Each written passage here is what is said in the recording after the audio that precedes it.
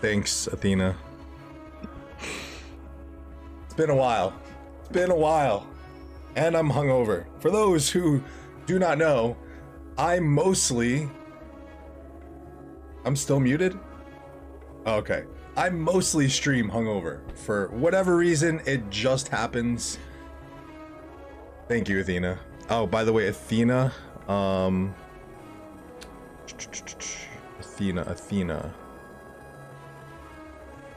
What was I gonna say? I forget. I'm hungover. Pardon me. All right, let's get into these matches. I hope I can get into, this Temple Run match. If I can't get into the Temple Run match, I'm gonna go and try and stream our allies, Mimi. They are actually our allies for KVK right now. So figured I would do them a nice little solid if I was able to catch that. Let me in. Let me in. Kilgore 100 million power. We are catching up. We're working too as well on our recruitment. We're going to really even out a lot of those alliance powers through the recruitment that we're doing right now. So there are some big things. I'll give you guys a little peek under the tent. There are some big things coming recruitment wise for Kingdom 2581. So sit tight. We're working hard on that.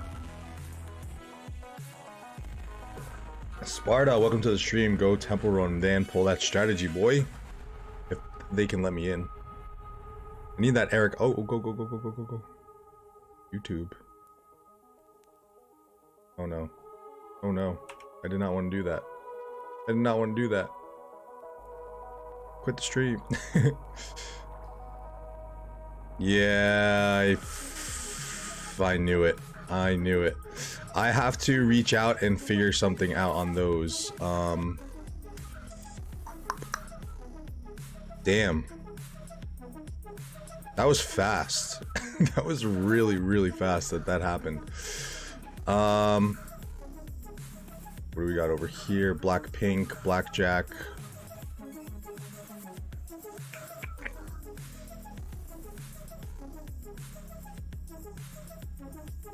All right, so I definitely have to figure out how to do this. Yeah, I figured. I had a feeling. Let's go and check over the other realms. Where is I thought Mimi was playing at this time as well, but I guess not. They should have been playing against OV.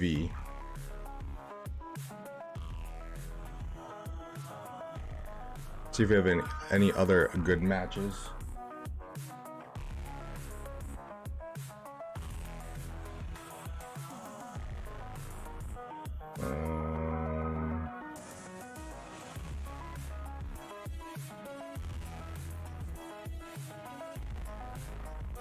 I knew this was gonna happen.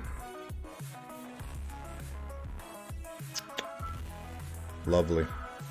Lovely. Hold on, let's check out the schedule. I'm pretty sure Mimi was supposed to be playing right now. Like, I don't know where the pre-register. I guess we're playing at 15 UTC.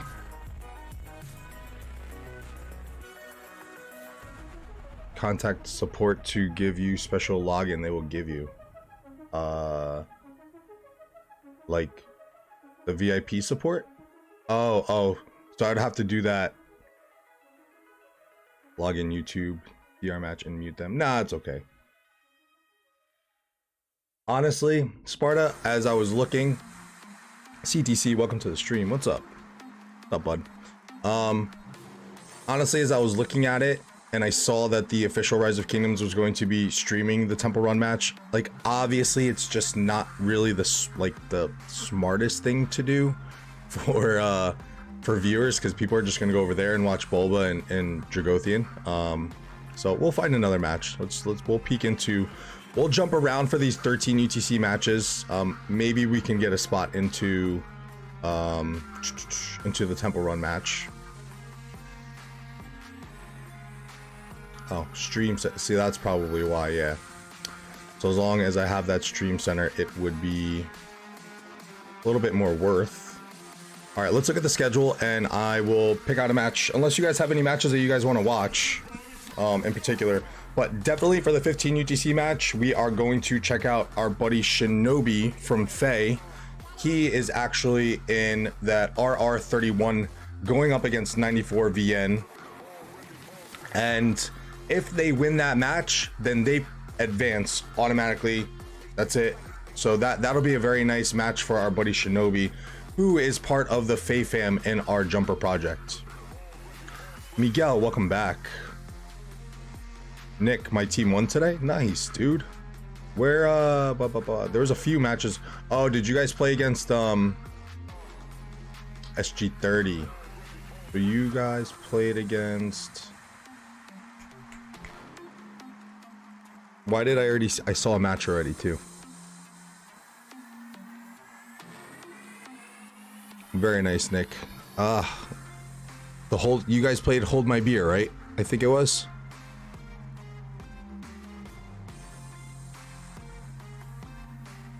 Oh, that's probably a good match. A win against a win.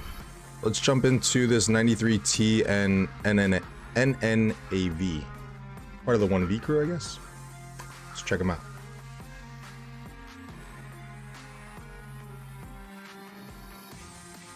.2 to 3.7. Let's check it out.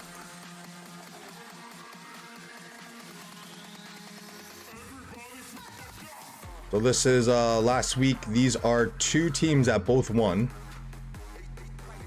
So we have NNAV against 93T. We'll probably do a little bit of jumping for these first few matches, to be honest, or for these first round of matches. So we have just one singular rallies on the obelisks. Again, everyone's playing to that. This, from what I've seen, everyone's doing that move. They're pulling the infantry rally to Desert Altar, canceling, and it looks like they're going to take that very handily. And NVA, oh my gosh, that horde of troops. And then we have the other side. Hope we have full teams. We do have full teams. Okay.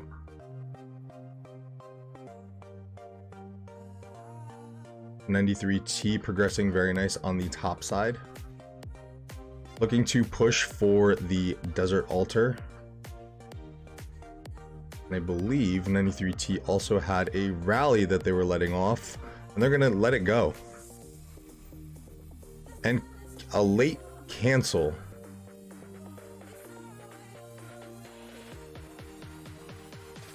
A little bit of a late cancel there, I believe. How's the music too, by the way, guys? Is it good? Should I bring it down a little bit? I think I should bring it down a little bit.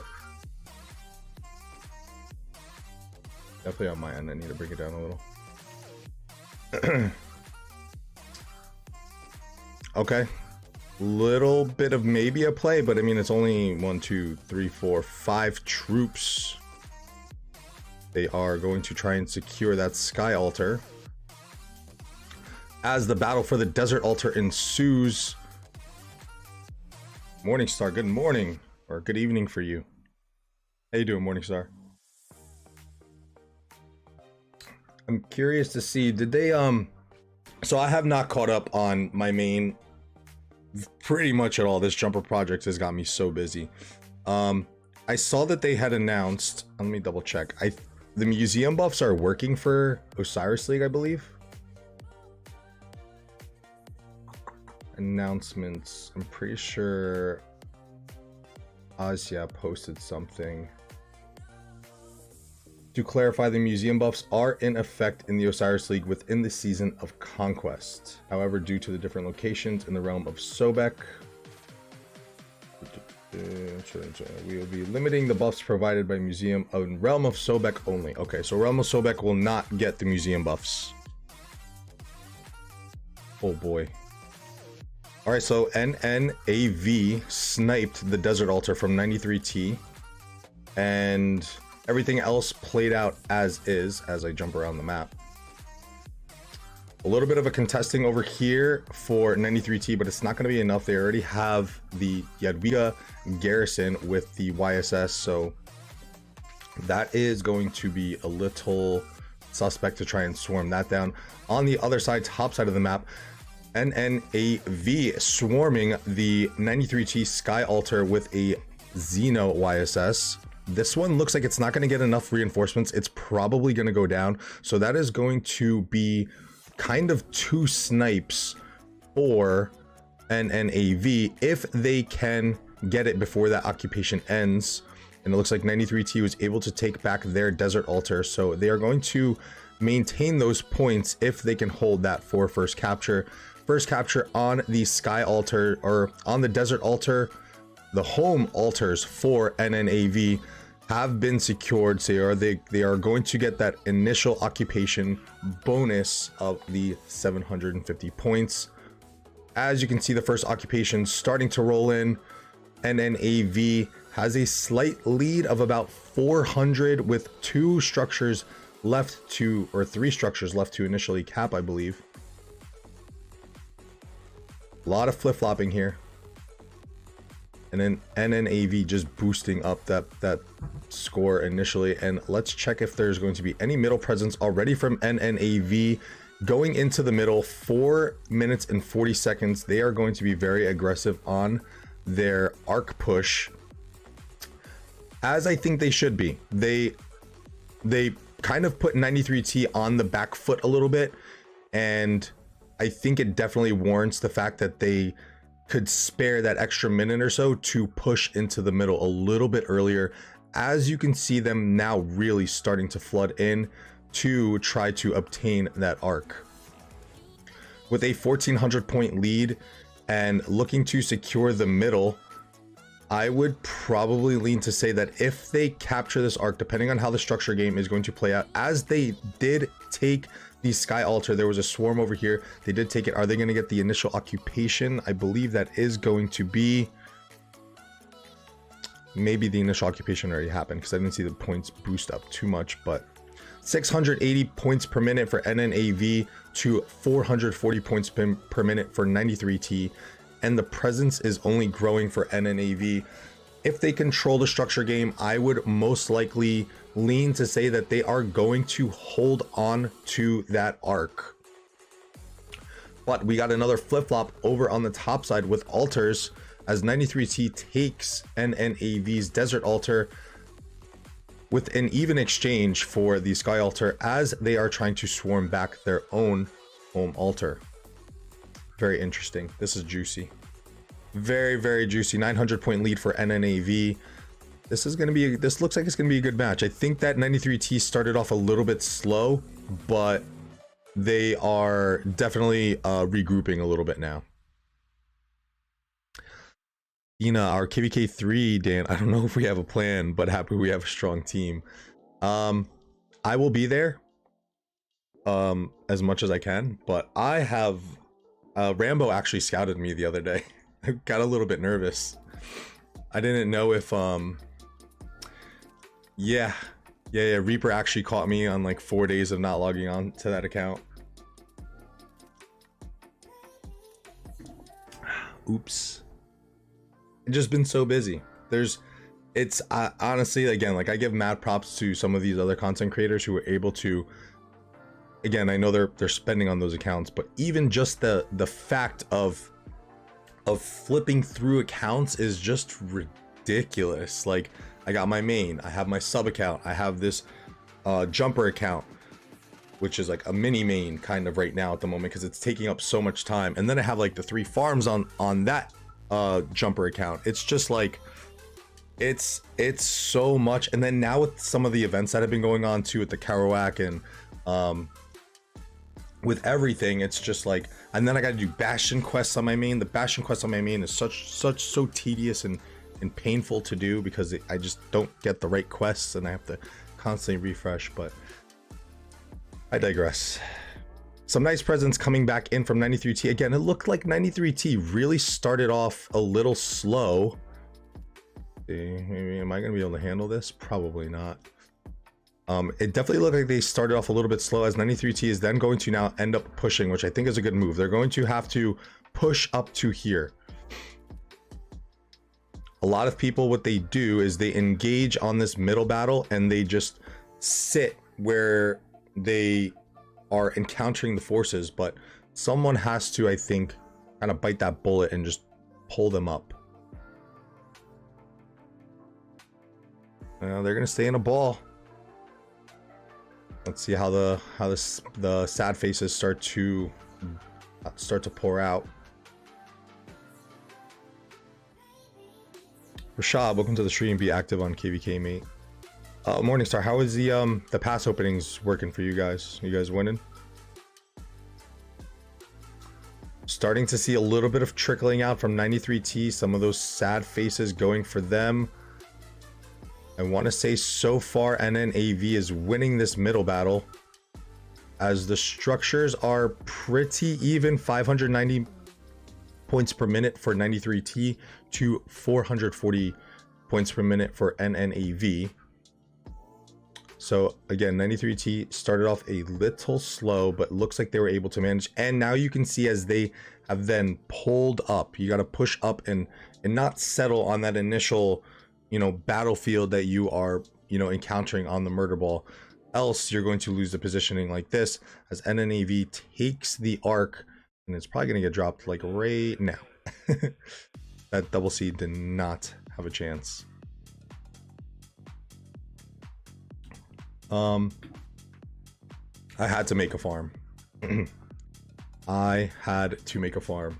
I actually donated some resources and it kind of helped, but I'm just trying to get the farms ready for when my main comes. That's the main purpose for me, pretty much.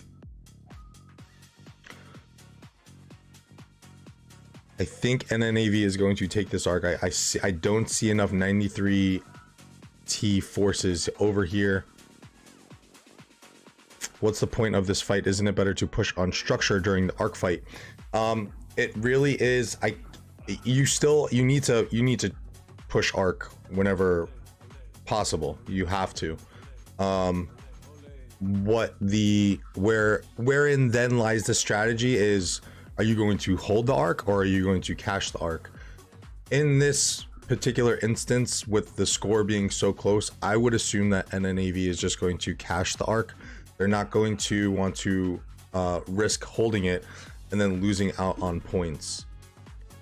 But you always have to go for the arc. You have to really find that balance. As you can see, some of the structures really starting to light up now. You do have to find that balance though of, you know, working the arc in the middle and then going to, you know, playing onto the structure game still, you know, which NNAV looks like they did, probably because they had a little bit of that control with the arc. So then the players that started to, you know, die out are then reassigned to, now you guys focus back on the structures, don't worry about the middle. We will, you know, we'll continue to handle as is, whoever's assigned, and now you go back to the structure game. As NNAV takes the Shrine of War and also are holding the Sky Altar from 93T with a very nice XY rally coming in for this YSS.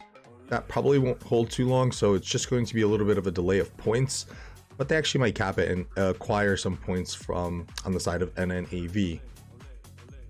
Dropping down to the bottom side to show them a little bit of love because I haven't been over here. This Yadwiga is holding up very nicely against a rally and swarm. A lot of XY rallies I'm noticing on these sides. We had a Gilga on the top side as well. A nice little bit of reinforcement. I'm curious to see how these new commanders are going to affect our gameplay.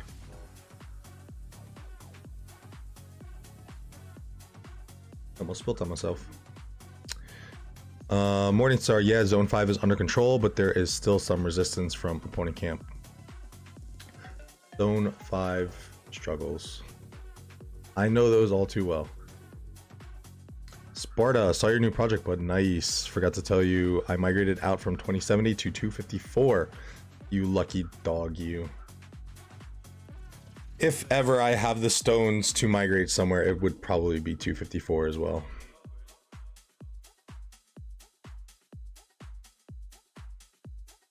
Who's left in 2070 now, Sparta? It shouldn't be very much of anyone, I would assume, right?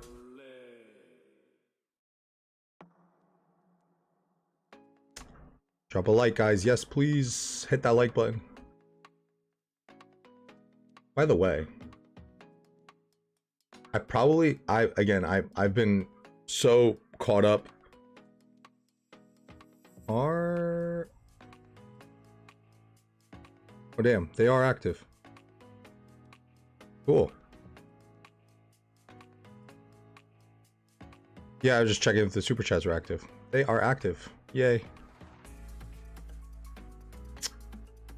All right, let's catch back up a little bit. And are they going to hold? Looks like they're going to hold the arc. Interesting. Very, very interesting.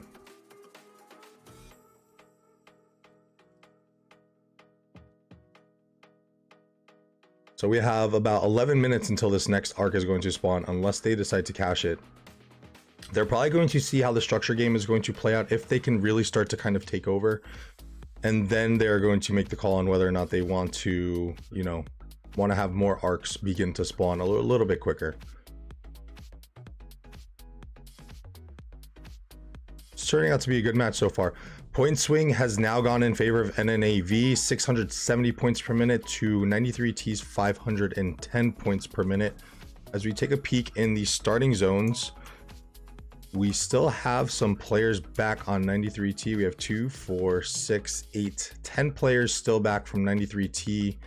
2, 4, 6, 8 players for NNAV. So 93T has to get some of these players up a little bit more. It definitely is going to help them, as a massive battles happening on their desert altar on topside for 93T.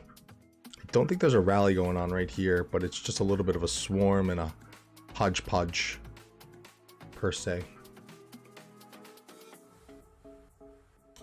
Morningstar, our previous opponent in Arc once held the Arc until the end of the match. Ending up, we captured the nearest structure before they cashed it. Gotta be careful about that too. And we have an Ethelfled in Garrison. Very, very nice. Very nice, guys. That structure is just going to get taken back very quickly. There's been a lot of flip-flopping of points and structures happening in this match. It's very, very nice to see that it's pretty even right now. It literally kind of just keeps going back and forth. So it's going to be interesting to see how these strategies are going to really, you know, start to take effect. Sparta, nothing left, just a kingdom, everyone left. I had a feeling. That is unfortunate, but I mean, that's the way the game goes. There were some really cool solid peeps over there too, you know, like I think that there was definitely something that was brewing there, but just wasn't able to, I guess, you know, finish those last pieces to the puzzle.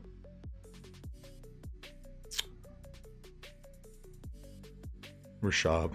I think that's what he's alluding to. Rashab. But yeah, I think 2070 pretty much dead.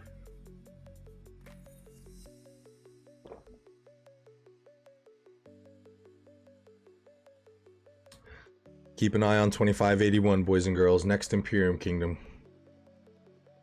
Totally. I'm totally kidding. We are not going Imperium. Yo! Sparta, thank you so much for the donation. Join us next migration. Would love to have you here. Cheers. Wait a minute. Thank you so much. Oh, there we go. Super chat. Thank you. Very much appreciated, Sparta. Honestly, like, again, like when I played against you guys in 2070, I was like, yo, I kind of want to go play with an Imperium, but I kind of don't at the same time. I mean, it's just next level kind of gameplay over there, you know?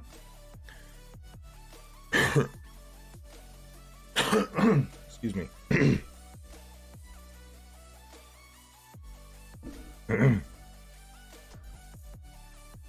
I'm gonna have to start to learn my monetary symbols too, because Did not know what that was. Thank you, Rashad, for kind of helping me out with that one. A lot of swarms going on. This is... Oh, we got a little bit of a rally over here. No.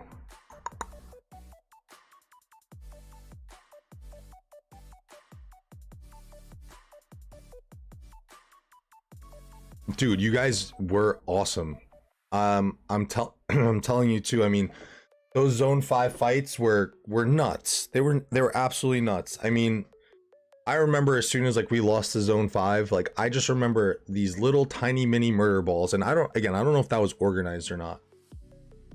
But as we had like cities kind of start to trickle out, or even as we were trying to do like our last stand, like we couldn't even do anything or march anywhere because there was little mini murder balls all over the place. There was like, you know, you would have groups of like 10 people and like you couldn't step out of your city, otherwise you were just gonna get swarmed down by like 10 people. And then in zone 5, like anytime we would try to push out, it's like the response time, it was literally like you guys had a 911 call, and it would just be like 40, 50, 60 players just dropping down right next to a flag, and it's like, well, shit, we tried. Like, I don't know what we're supposed to do. So I mean, they were definitely onto something there. The activity was crazy over there. You compared to what we're facing right now, and I'm so like torn between these accounts. In 1889, the Chinese Imperium Kingdom, like they kind of don't have that level of activity, but they just have absolute monsters on that side of the like very top heavy roster of power players. So it's cool that in one instance in a KVK, like you guys had a lot of 100 million power players too, but the activity was just nuts. These guys, on the other hand, their activity's not as much as you guys, but again, the monstrous powers that we're facing from 89, it's cool to kind of see two sides of the coin when it comes to Imperium kingdoms. And then you just have the mega top tier Imperiums like 254, 307.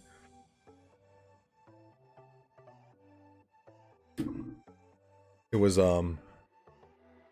definitely a fun KVK. This KVK is going to be nutty as well. We have level 7 passes opening on Thursday, so we're definitely going to be streaming pretty much all weekend for that.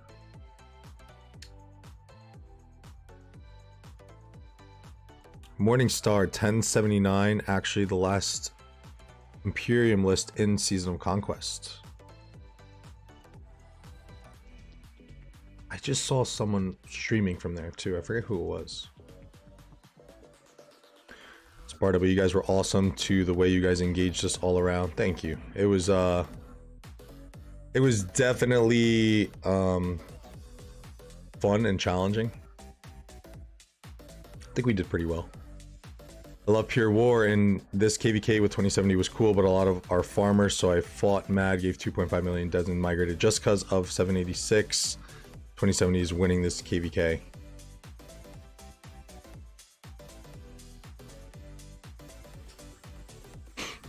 Rashad, will you be streaming KVK 3? Any guides? Probably. I'll definitely do some of them.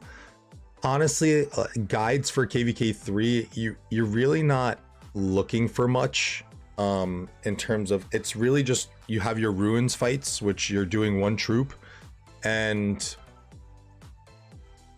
that's kind of it, you know, like until Kingsland, and then you have like, you know, regular KVK fighting again.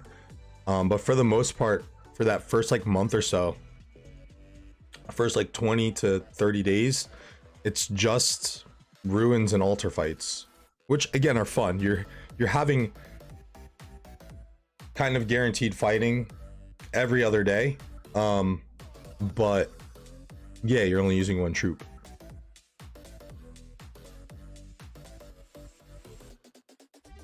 The guides would probably they would probably be more or less leadership guides, because there's just really kind of specific ways that you should do the tech in KVK 3. Your camp technologies and whatnot. Really not too many guides that you can kind of put out for people.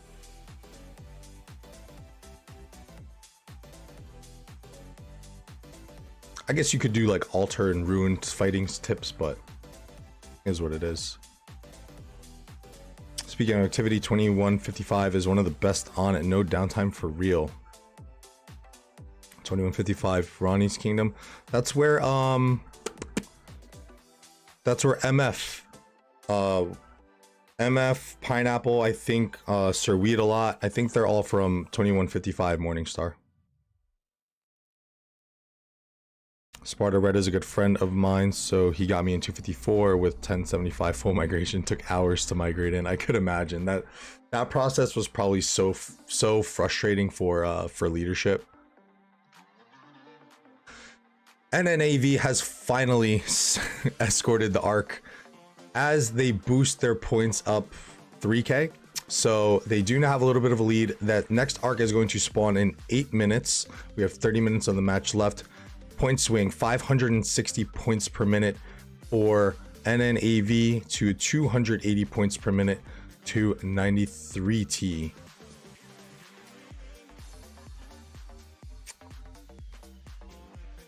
As they get their home structures back, which is very nice, that is going to help that points per minute battle a little bit. But I would like to say that we're going to see a very aggressive push when it comes to this next Arc for 93T. They kind of are in a position where they need to obtain that.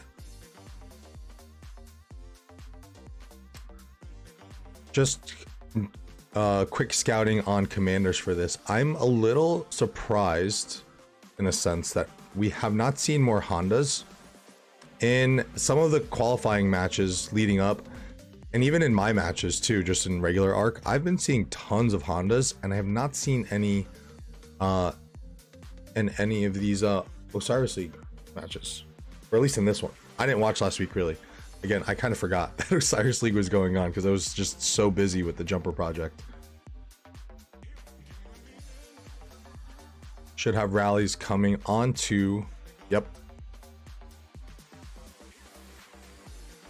1 player per minute, dude. Painful, and some idiots jumping their farms. I started 5 in the morning and migrated at 2 in the afternoon. Oh my god. That's so rough. Oh god. Very nice presence on both sides here as NNAV is trying to escort a rally. That is one thing that, if you guys are new to Arc and you are trying to help, you know, set up your teams and whatnot, as you get into these a little bit like higher of the rankings, you have to escort your rallies. That was one thing that in 780 we were not doing. We were just throwing rallies at structures and kind of just keeping our fingers crossed. You really have to escort your rallies so that you have some kind of swarm presence, and then obviously for a little bit of reinforcement. So as you can see, NNAV doing a very good job on that, as well as 93T, as they had the XY rally over here, which just died. But as you can see, they still have the swarmers around it, and you want to also make sure that your swarm compositions are adequate as well. So Trajan Mulan, great swarm composition because you're debuffing the structure like crazy. Guan is another great you know, swarm functionalities. Ramses over here, great swarm functionality against a Zenobia because you want to block the heals. So it really does come down to as well a little bit of the scouting that you need to put on, and knowing where and what your enemy is garrisoning with, and then composing your swarm compositions accordingly. 4 minutes or 5 minutes before the Arc end, yes, 93T is already here. NNAV is here as well. But I don't know why they're establishing so low. Push up a little bit. Push up. Nice presence over here. This rally is going to go down. That desert altar will stay. Same thing over here for, actually not the same thing over here for the Shrine of War.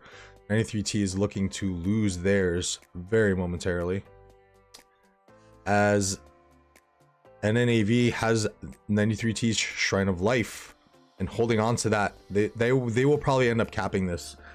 Again, you're just really delaying the points and flip-flopping, but I mean, if 93T gets this Arc, you're talking about, you know, 17.5k points that they're going to have, they're still going to be down 2k points. So right now, from what it's looking like, this is going to come down to provisions. As the battle is engaging already. Oh boy. Oh boy. Rose was mad with migration for a full day. Yeah, well, you just gotta sit there and just wait for people every minute and then just, you know, let them through. Rashab, need a suggestion, buddy. Should I migrate after this KVK? My ultimate goal is to migrate to the new kingdom of yours. Or should I keep playing and migrate once you guys complete KVK 1? Rashab, depends on what you're looking for. If you're a fighter, then I'm sure Dan will get you in there first KVK. I would sit tight, Rashab. I mean, you would probably enter a little bit of Season of Conquest. Just play smart. Maybe try and grab, at least, I think that if you play smart and acquire some of the conquest coins, so that way you have a little bit of a head start once you migrate back. And also you'll be able to grab some of the Season of Conquest commanders just to have them and start working on them as needed. But yeah, again, Sparta's right. I mean, it is up to you. I mean, if the ultimate goal is to migrate to 2581, then it's a tough call, because you don't want to. Oh, hello, a little bit, and I crashed. Lovely. I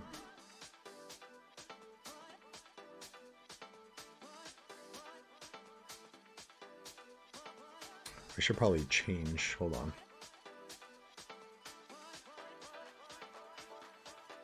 Let me just update my title real quick. As we jump back into the matches. No.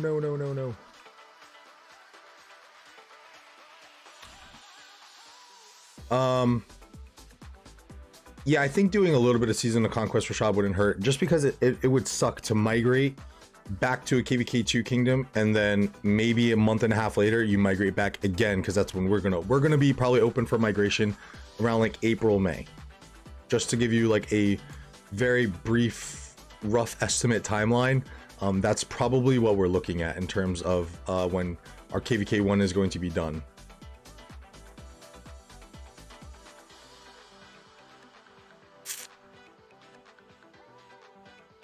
Where was this match?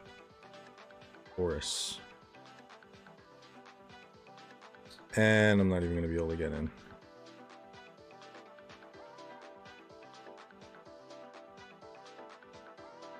No, I can't get back into the match now.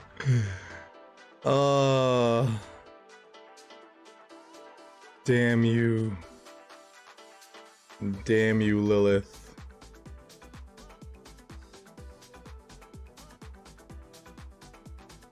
Let me just...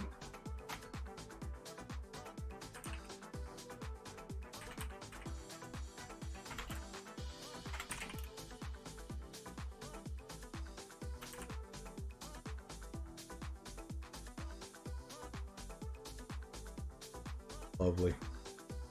Lovely, Lilith. Let me get sorted again, guys.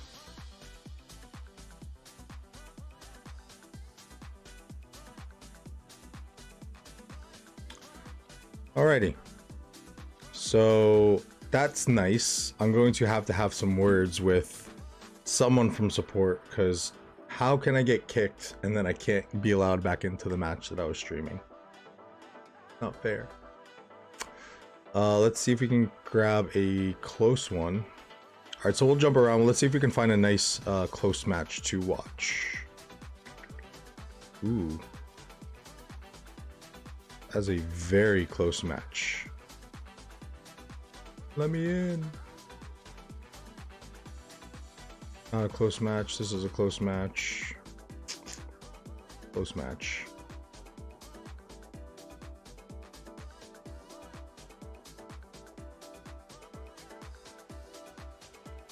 There's our buddy Nick Lee's alliance taking the win against Hold My Beer. We're actually, this is another one of the kingdoms that we're facing in KVK right now. Oof, blowout.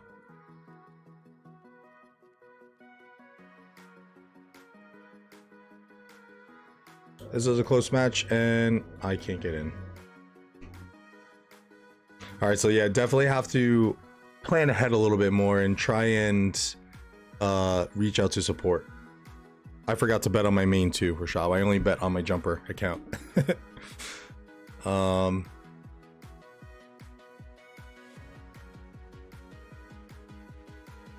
How is the thing still popping up for me? Like the notification of the match. Anyone else see that?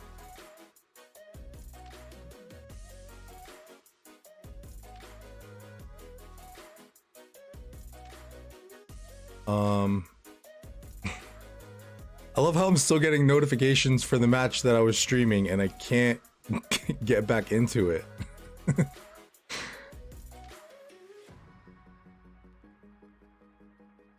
Oh, here we go.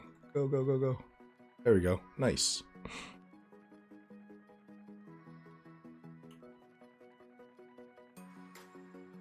Although, that's probably why I was able to get back in, because it looks like maybe the match is going to be over, especially if they cap this arc, which it looks like... Yeah. Definitely why a bunch of people dropped out of this match, because it looks like it's most likely going to be wrapped up. They're going to cash this. They'll get up to like 27k. You're talking about an 11k lead, as they are already down on the points per minute game and haven't really had much luck in like really dominating structures, as it's just been kind of flip-flopping back and forth. And they are going to hold that arc for sure. For sure, they are going to hold that. I'm gonna edit my title again. Oof, it's been rough getting back into the stream life.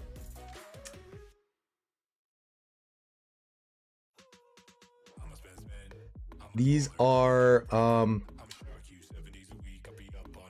somewhat knockout games, Rashab. So like depending on if a team wins, I'm pretty sure, yeah, some of these are knockouts. Like if a team loses twice, depending on how the group is playing out. So like our buddy Shinobi over in RR31, they're going to be playing against 94VN, who 94VN got upset last week. And if RR31 wins, they will automatically advance regardless if they win or lose, just based on how the other matches had played out. Silent One, welcome to the stream. My man winning that extra goodies of rewards. Ooh, there's a little bit of a snipe over here. Oh no, wait, the arc's still here though. Yeah, they're definitely gonna hold this.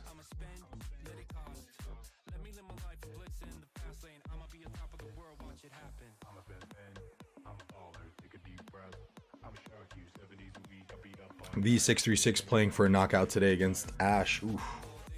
Yeah, they lost last week too, which was surprising. Good thing I didn't bet last week.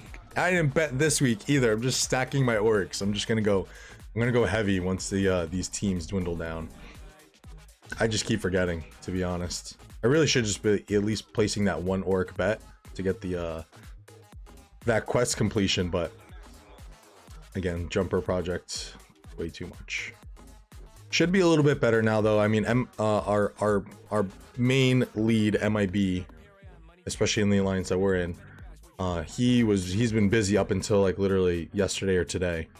So now he's finally back in action, and I can I'm alleviated from doing, you know, a lot of the heavy lifting. Rashab won 7k, nice.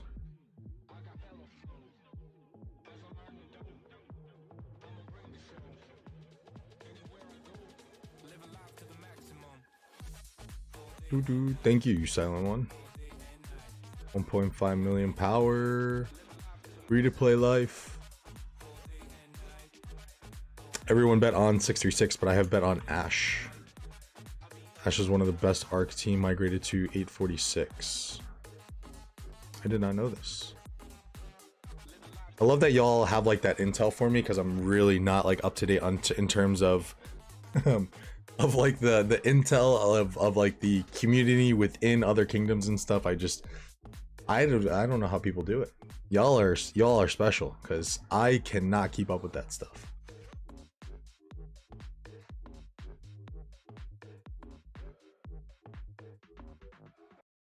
Where's this arc? There it is. Yeah, that's gonna be held. This match is looking like a GG's. Provisions though, maybe? Are they farming 93T? They are farming.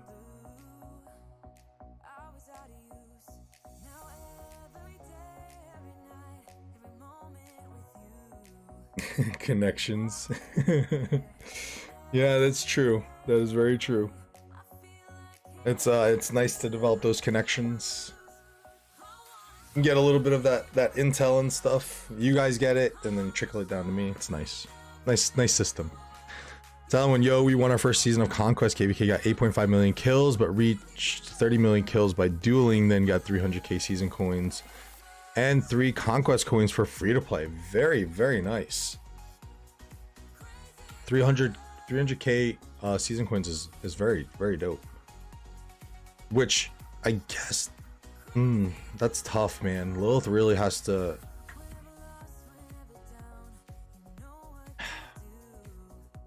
Because then you need 3 Season of Conquest to obtain a city skin as a free to play. That's ridiculous. That's absolutely stupid.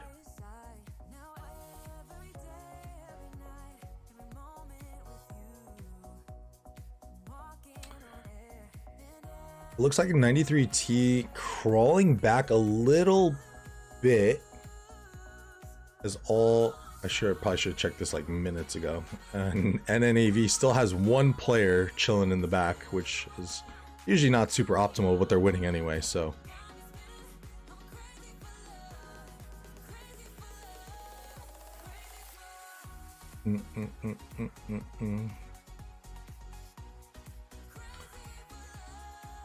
Trying to be cheeky over here with this Herald.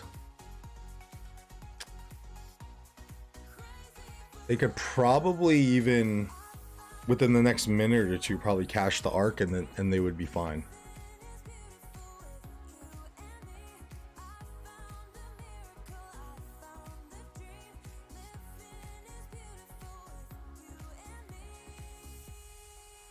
Still 6k, 590 points per minute for NNAV, 510.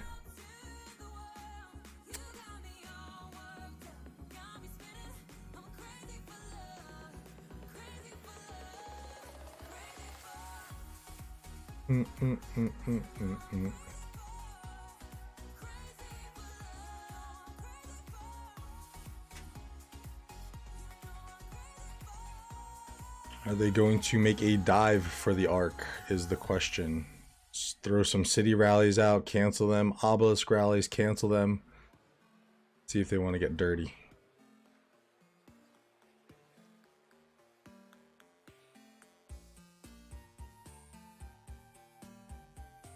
$440 to 280. Yeah, I think this match is definitely GG's. Let's hop around. Let's see if we can get into another match.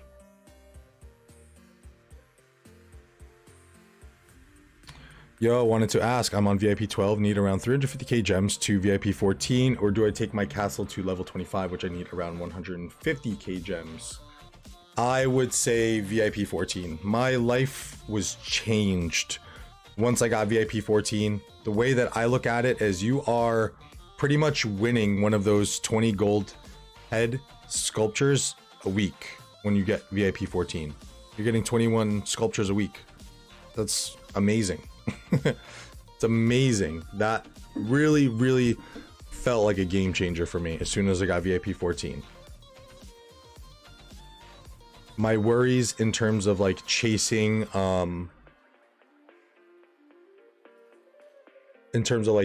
sculptures like kind of like vanished a little bit.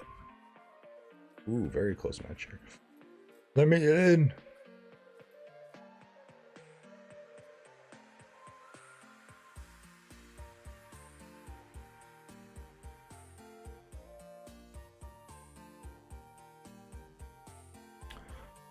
but doesn't having T5 help for Bastion Quest and MGE? It definitely helps for Bastion Quests for sure, and MGE. But I mean, MGE is like, I don't like doing it this way, but I did just on my last MGE that I was assigned to when you get the spots. Usually you're getting how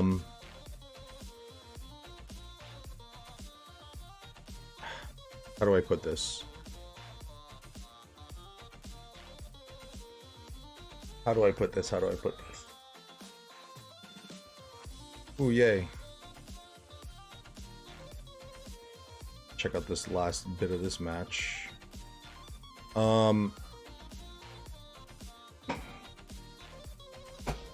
So usually you have like organized MGEs. I would say for most kingdoms now you're doing organized MGEs based on contributions for your KVK.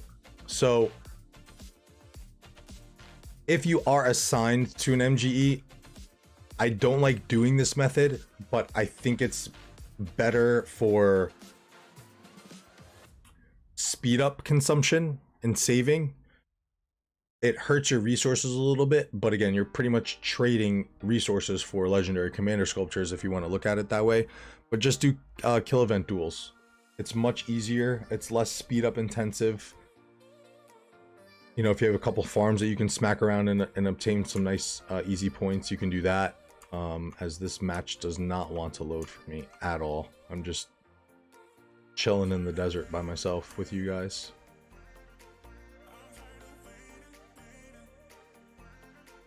Yeah, I mean, it's, yeah, free-to-plays are, but I mean, Rashab got a MGE spot in 2289, so, you know, you have to figure out those ways to contribute. Rashab, I know, is like, you know, really big into the resource donation, as I cannot see anything on this map whatsoever, and I don't want to quit it, because then I'm not going to be back in.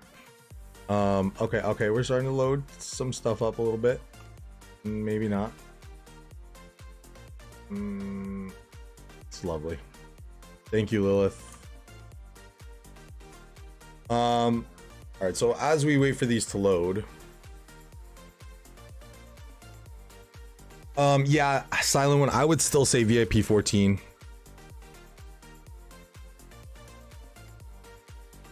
Because I know you're on about 2 to 3 marches of troops right now. You know, really rounding, you know, if you want to, you know, especially for ARC, especially for just having more fun in general, having more marches on the field is ideal for me. But yeah, I mean, you have to have the legendary commanders first before you're going for the T5 anyway. Like I said, I know you have the 2 marches, but really shore that up a little bit more with some, you know, advanced, you know, commanders, and then I think you'd be ready for the T5. Although T5 for free to play should be you should really just be using them to reinforce, or if you are, you know, trying to do a little bit of a higher end ARC gameplay, then you're using your T5 for that. I don't advise any free to plays to fight with T5 unless you have VIP 15. That is actually the most important buff for T5 players. Free to play, you know, whatever it be, you need VIP 15. As this match still does not want to load. Yeah, I do plan on migrating my main.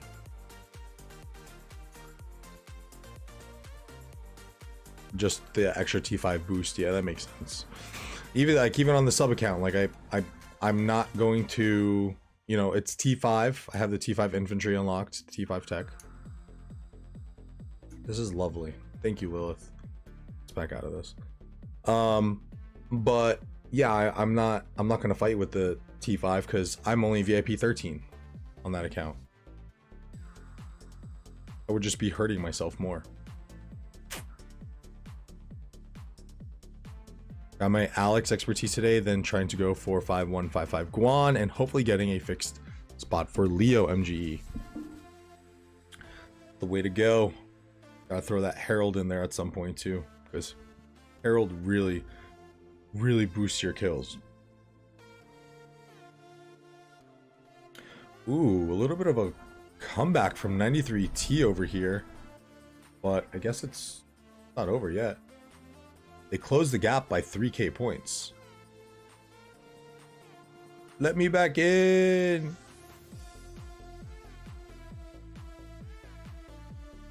Okay, so cool. I just can't watch or jump into matches as they have already started. Did another arc spawn?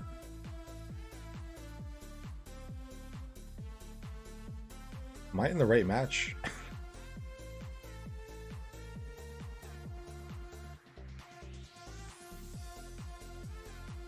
Blink. Nice. Yo, what's up, High Tech? Finally, I can tune into one of your streams. Not the smoothest stream here so far, bud. I couldn't get into the Temple Run match. Now Lilith is doing this to me, so...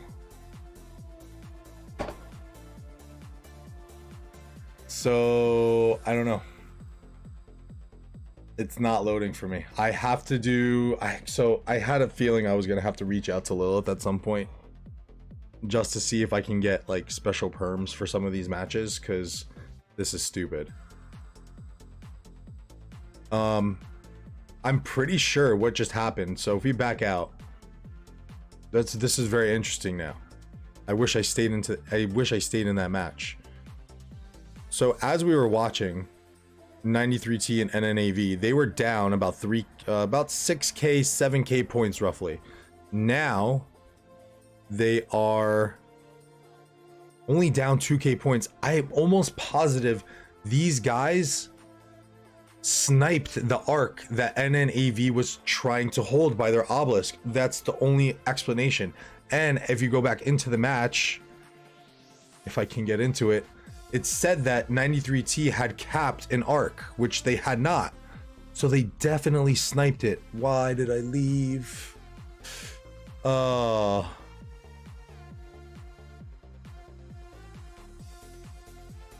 on. Big rips to Dirty. Yeah, I'm gonna smooth this out a little bit for next week's Osiris League. I'm trying to get in touch with some peoples. Silent One. People either say Pakal Herald is better than Alex Herald, but what do you think is better? So my buddy Egg in 780 has been running Pakal Herald this KVK, and I mean he's a whale. He's got really good gear. That dude just lets his Pakal get swarmed, and he gets positive trades all around. There's also, I also saw a guy in like our 4th KVK for our very first season of Conquest, who was running Alex Herald. They were losing most of the, they definitely capped an arc. They were losing most of the KVK, and he was just kind of relying on the city jumps to get points or to get kills, and he got like 30 million kills from just city hopping, because you're getting two chances to insta proc. I think you really can't go wrong. Obviously Pakal is going to be a hefty investment, but yeah, I don't think you can go wrong with either of them. The Pakal Herald combo is so nasty. Nick Lee, what just happened? I was fighting in Kingdom 2 or KVK2? K2. So we had a good match going on over here at NNAV. It looked like they were in control. They were trying to hold an arc. They were up like 7k points, and I left, and now they came back. 93T, that is. And also Lilith is just playing games with me because my game does not want to load.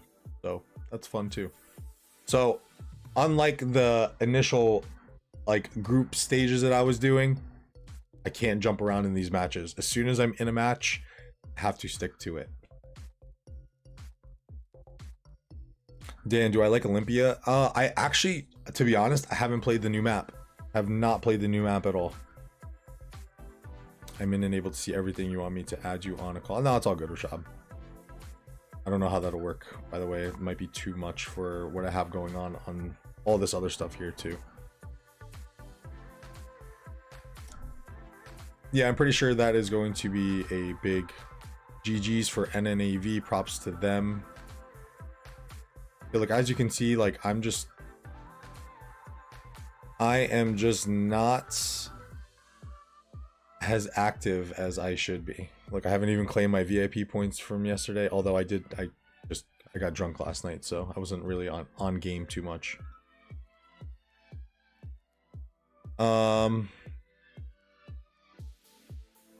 Unlock the YSG relic skill now. What's your thoughts on the relic boost? So yeah, I actually wanted to go into the museum and the relics a little bit during this hour break, as our man Asrar Knight. I need those VIP points. I need VIP 17 so bad. Yeah, I definitely wanted to go into a little bit of the museum talks. We can play some Tempest Clash because I'm actually starting to like Tempest Clash a little bit. It's growing on me. At first when I played it, I was like, this is so dumb. There's nothing about Rise of Kingdoms in it, but it's actually a pretty fun mode.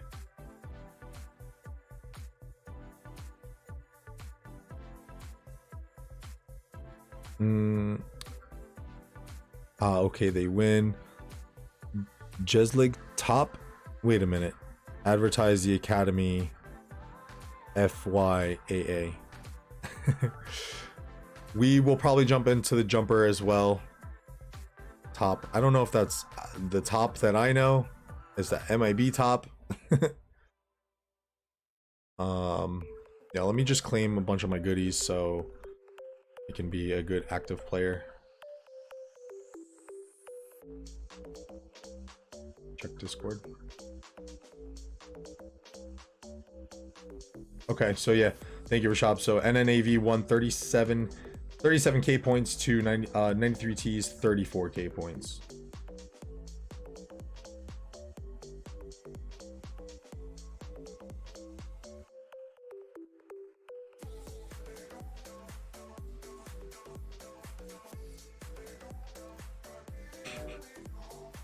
I don't even know.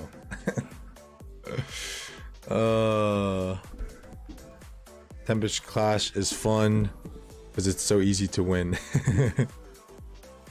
We had a couple I was playing yesterday and we had a couple really close matches. It was nice. New boat mode is super fun to play. On the other side, Champion of Olympia is totally unplayable. Yeah, I have not played the new one just yet. So initial thoughts on the museum. I do like it. I definitely think that those gold key commanders needed a buff. I did so in one of my very first videos. I did a gold key rant that they needed a buff, but also just for the fact too that we need a little bit more access to those guys. I mean, this account is going on almost 2 years. And I barely have some commanders 5511. And it's like, your gold key drops are just shit. So, yeah, you're giving us museum buffs, but the old OG players are really the ones that are going to be taking advantage of this, I feel like. But let's jump in. Let's check out museum. So, initial thoughts on this, at least, is the challenges are pretty easy, like very easy. Like upon like just a few, like again, I've not been really active on this account. Like you finished most of my, you know, the season quests, the big ones. These are pretty easy to complete. Like they're not giving you hard quests. These are a little bit harder, especially if you're in, you know, a Season of Conquest KVK where the barb forts take much more AP. But yeah, these things aren't hard to complete really. And you're getting some nice, you know, rewards and goodies for it. So I did buy the $10 bundle, which in doing so, and then doing literally like 1 or 2 quests, it will give you 1 support skill or 1 buffed up commander for the relic. So I did go for Minamoto. So I have his relic ready. Cav defense and cav attack plus the debuff. I've always been infatuated with Minamoto. I think that the defense is obviously something that he needed, and a little bit of attack doesn't hurt either. To kind of bring him up to that around that 40% attack boost that we see from, you know, these current meta cav commanders. I wish they buffed gathering commanders, siege meta. So someone actually, I saw on Facebook, someone had a very brilliant idea, where they said that on these seasonal events, they keep giving us the same stat buffs, cav attack or infantry attack, infantry defense, health. It would be really nice if it changed for Lilith to do a gathering boost on one of those skins. So like a gold gathering boost of 10%. That would be nice. So that's something that you could just, you know, you can now flip-flop for a city skin. So rolling off of your idea, Silent One, on buffing, like giving a buff to gathering, I think Lilith can do that with seasonal city skins occasionally. Museum, relics. How does it work? I'm not entirely sure. You gotta unlock, and then you gotta buy those. So you have to unlock with the coins up here, and then you have to buy further into them with these coins. Should I do that for 100? I don't think I want to. Isn't YSG better? But I'm not an archer main. Because you're getting archer defense, but I run my YSG with Saladin and Cavs. So, and the 3% skill damage is totally whatever, since he's already giving you 50%. So for me, not so much. We'll go through these relics. I'm gonna explain them and detail them a little bit. I'll probably end up just probably clip this video and just pop it in for the museum, or I'll just make a freaking video on it. Yeah, let's go through these because I haven't had a chance to really hop on the main and talk about some of this new stuff that we have. But let me just catch up on chat a little bit. King Zo, hey man, I've been playing game for like a month now, and I'm at 530k power. I'm not quite sure how to improve and get stronger. So you pretty much just want to upgrade things, pretty much just upgrade what's necessary for your city hall. Don't go kind of spreading yourself thin. Work on a few commanders. If you've been following a little bit of you can go into my jumper guide playlist that has some nice beginner tips in there for you. And about a month now at 530k power, a little low, so you're probably hoarding a bunch of speed ups too, so which is fine. But yeah, try and boost up a little bit. Check out my jumper guide playlist. There's definitely some videos in there that'll probably help you. Rashad Wales would jump on the city skin. Gold gathering poggers.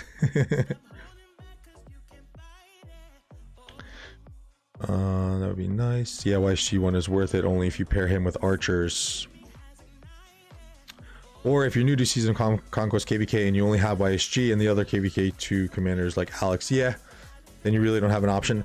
Let's see. Let's go through it. So if we can kind of run through some scenarios here. So obviously Ethelfled you're getting for the very cheap. Let me just slide over to Double C because I want to see if I can actually. Okay, so I need 80 more of those, and then I'll have enough of those coins. So even after I buy the Ethelfled, so let's go ahead and do that. We'll get the Ethelfled one just because. Sutton Hu helmet. So this is going to give Ethelfled a troop attack of 15% and a march speed of 10%. March speed is something that the leadership commanders desperately needed. That is part of the reason why I just refused to run leadership commanders, because your march speed is based on the slowest troop. So unless you are running something like Ethelfled Alex, that's going to be boosting your infantry march speed, they're just way too slow. So the march speed is very nice, and she's getting a little bit of that additional attack, which I think she's getting already if you have 3% or 3 different troop types in there. Minamoto, cav defense, cav attack, easy. Like I said, that's very much worth it. Julius, 10% damage and 10% march speed. I like that a lot, especially because he's offering you already some damage in his active skill, and he's giving you the tankiness from his secondary skill and additional troops.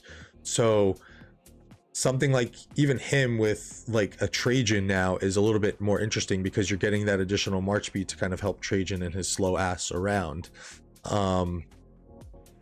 I really do like Julius's relic buff that he's going to be getting here.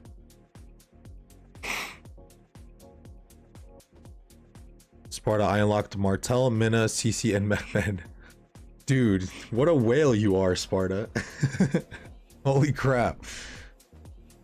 Museum will be dead very soon. No. I think this is a great idea. Obviously it's going to take some time for free-to-play players to obtain some of these things, but I love what they're doing. They're doing something very good here. It will not be dead.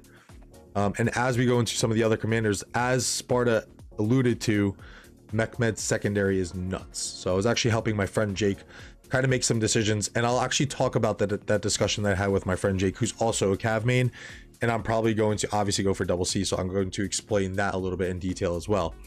For Freddy, troop attack 25% and skill damage reduction 10%. Underwhelming. Freddy's got a lot of really nice things that go for him. He's got a really nice heal. He's got some really dope damage that you can pump out.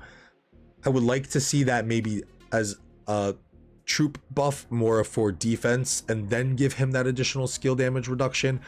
Then I would maybe be a little bit more inclined to pick Freddy, but with just the troop attack, I wouldn't go for Frederick. YSG, of course, is a very nice buff. If you are only in, in KVK2, and he's really the only commander that you have, or you can't use him in KVK2, but with the relic buff. But 10% defense is nice. Skill damage 3%. I don't know why they put skill damage 3%. You're already getting 50% from the guy, so that part is a little weird to me, so we'll just leave that as is.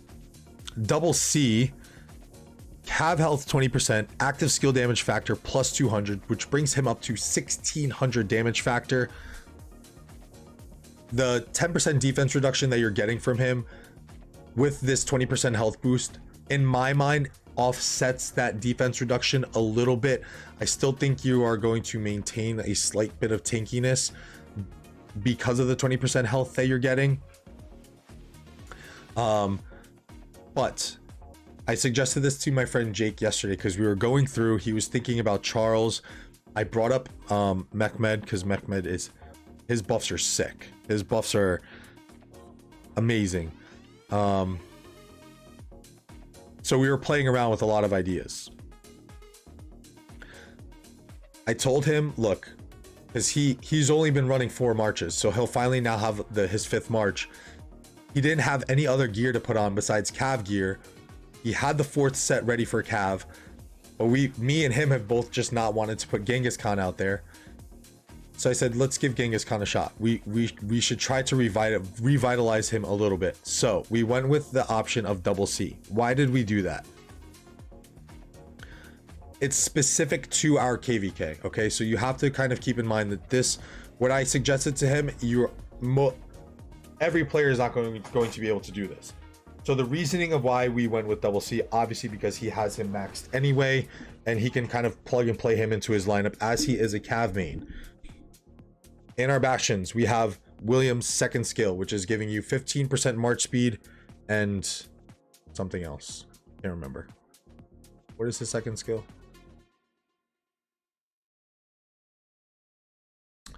20% increased attack, 15% increased march speed, and then 10% increased damage when you're outside of Alliance territory. All great things, especially for Genghis Khan. He needs the additional march speed. He actually does need some attack boost, which you're getting from double C a little bit already.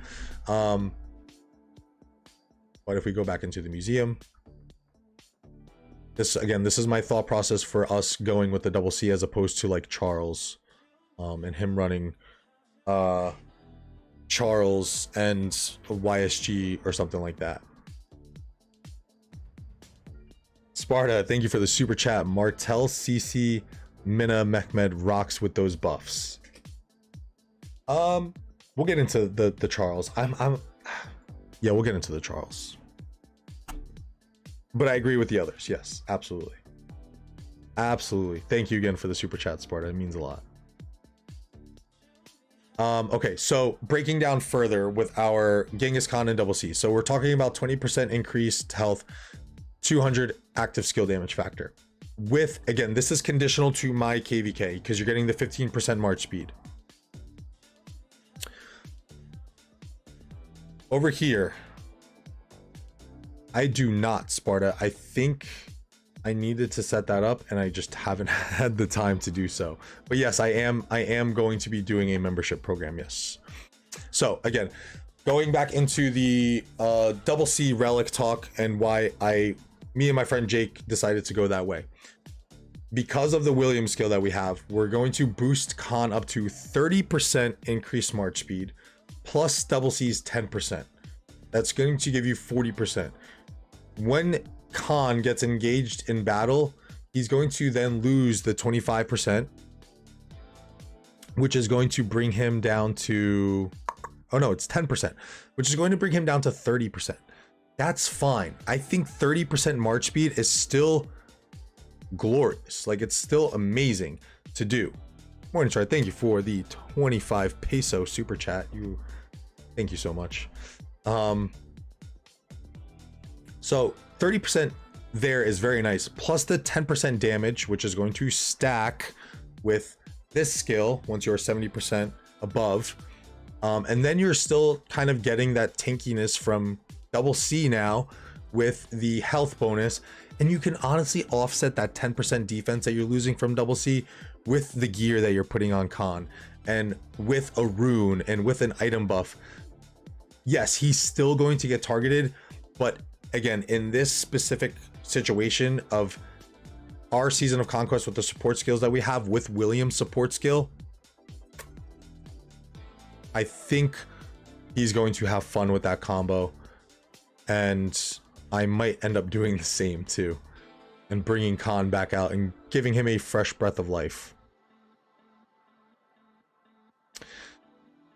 Rim, what's up? Welcome to the stream. Christian Fernandez, how long for VIP 17? I think I'm like 250k VIP points away, so I'm almost halfway, almost a quarter of the way left. Morningstar, that's all good. It's very much appreciated. Thank you. Kakashi, welcome to the stream. What do you think of 94 VN after the RD2K match? Honestly, I didn't get a chance to watch it, Kakashi. I mean, I just heard of the upset. So we'll see in the match later today against our buddy Shinobi. So we shall see how that goes. But I'm honestly not using my Max Khan. Do you think I should start using him? Sparta, conditional to the support skills that you're going to be getting. I think, again, only in this instance, because we're getting something that's buffing him, his march speed up another 15%, plus double C's, and also double C also has a 10% chance to proc additional march speed, I think, which is totally random, but you can still get it, and as you're poking, then run away. So I think the synergy still works, and you're getting a little bit of heals from double C to sustain that, plus the health. I mean, it's conditional to the support skills, I would say. I wouldn't just bust out the Khan right away and start using him. I'm still very happy with Chandra and Khan. Those trades have been pretty nice for me so far. I bet on RR, so I hope they win. I did too, Kakashi. I'm right there with you. I have Max, Willie, CC, and the rest. Yeah, Sparta, I mean, I'm more and more through this KVK, I fell in love with Chandra and Khan for the open field. The trades at times were, my trades at times were just as good as Attila Takeda, believe it or not. All right, let's continue through the relics. Richard, March speed, which he desperately needs, plus counterattack damage is okay. I don't think it's worth warranting the amount that you are going to have to invest into him, you know, for the relics. And also, as you're investing into these relics, the cost becomes higher. So you have to also keep that in mind too, guys. The Khan Mehmed, yeah, that's actually what I suggested to my friend Jake. Or Khan Willie. Yeah, Khan Willie is good too. I think the Khan Mehmed might work a little bit better now though, because you're gonna have AoE, which is an actual AoE, not that bullshit AoE that William has, and 20% health, as opposed to the need to proc the 20% defense on William. Yeah, Khan Mehmed is very interesting now. Very, very, very interesting. Charles, 25% attack and 5% health. I mean, you're going to be boosted up to 25% health altogether with the 25% attack, which he does kind of need. That 25% attack is going to help that counterattack damage bonus that you are getting. So I do like that. But for Season of Conquest, I mean, you're just getting so much attack already. I don't know. I don't know. Sometimes maybe I'm personally blinded by the distaste for attack stats, and I chase health and all the tanky stuff too. But yeah, I don't know if, again, if I was a whale, I would definitely go for it. But I'm torn on Martel. And that's my boy too. I actually have him on my jumper account now. He's 5. I'm one sculpt away from 5311, and just a week into into the project, I dumped all my universal sculptures into him. YOLO life. El Cid, archer attack 10%, active skill damage factor plus 150. Very underwhelming. I don't like it. Let's move on. Hannibal, troop attack 25%, attack, normal attack damage reduction by 5%. Pretty good, but again, you're talking about boosts of, when you're looking at this guy right next to him, absolutely not. No, I mean, the normal attack damage reduction is nice, but, and he's a great debuffer, don't get me wrong. If they gave him defense here, I would say Hannibal is now viable again to put back onto the field, because let's be honest, can we just look at this debuff?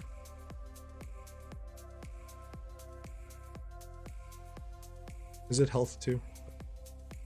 Reduces the damage and the defense reduction by 25% for 5 seconds. That 5-second longevity there is what really, that's a good debuff.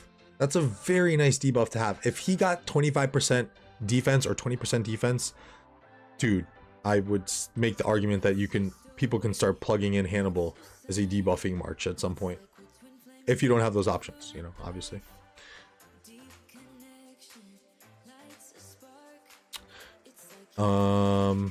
Have Attila Tatum max. That's my best cav, gives me more dead. Those ruin fights, that's what's so unfortunate too for these KVK3 players.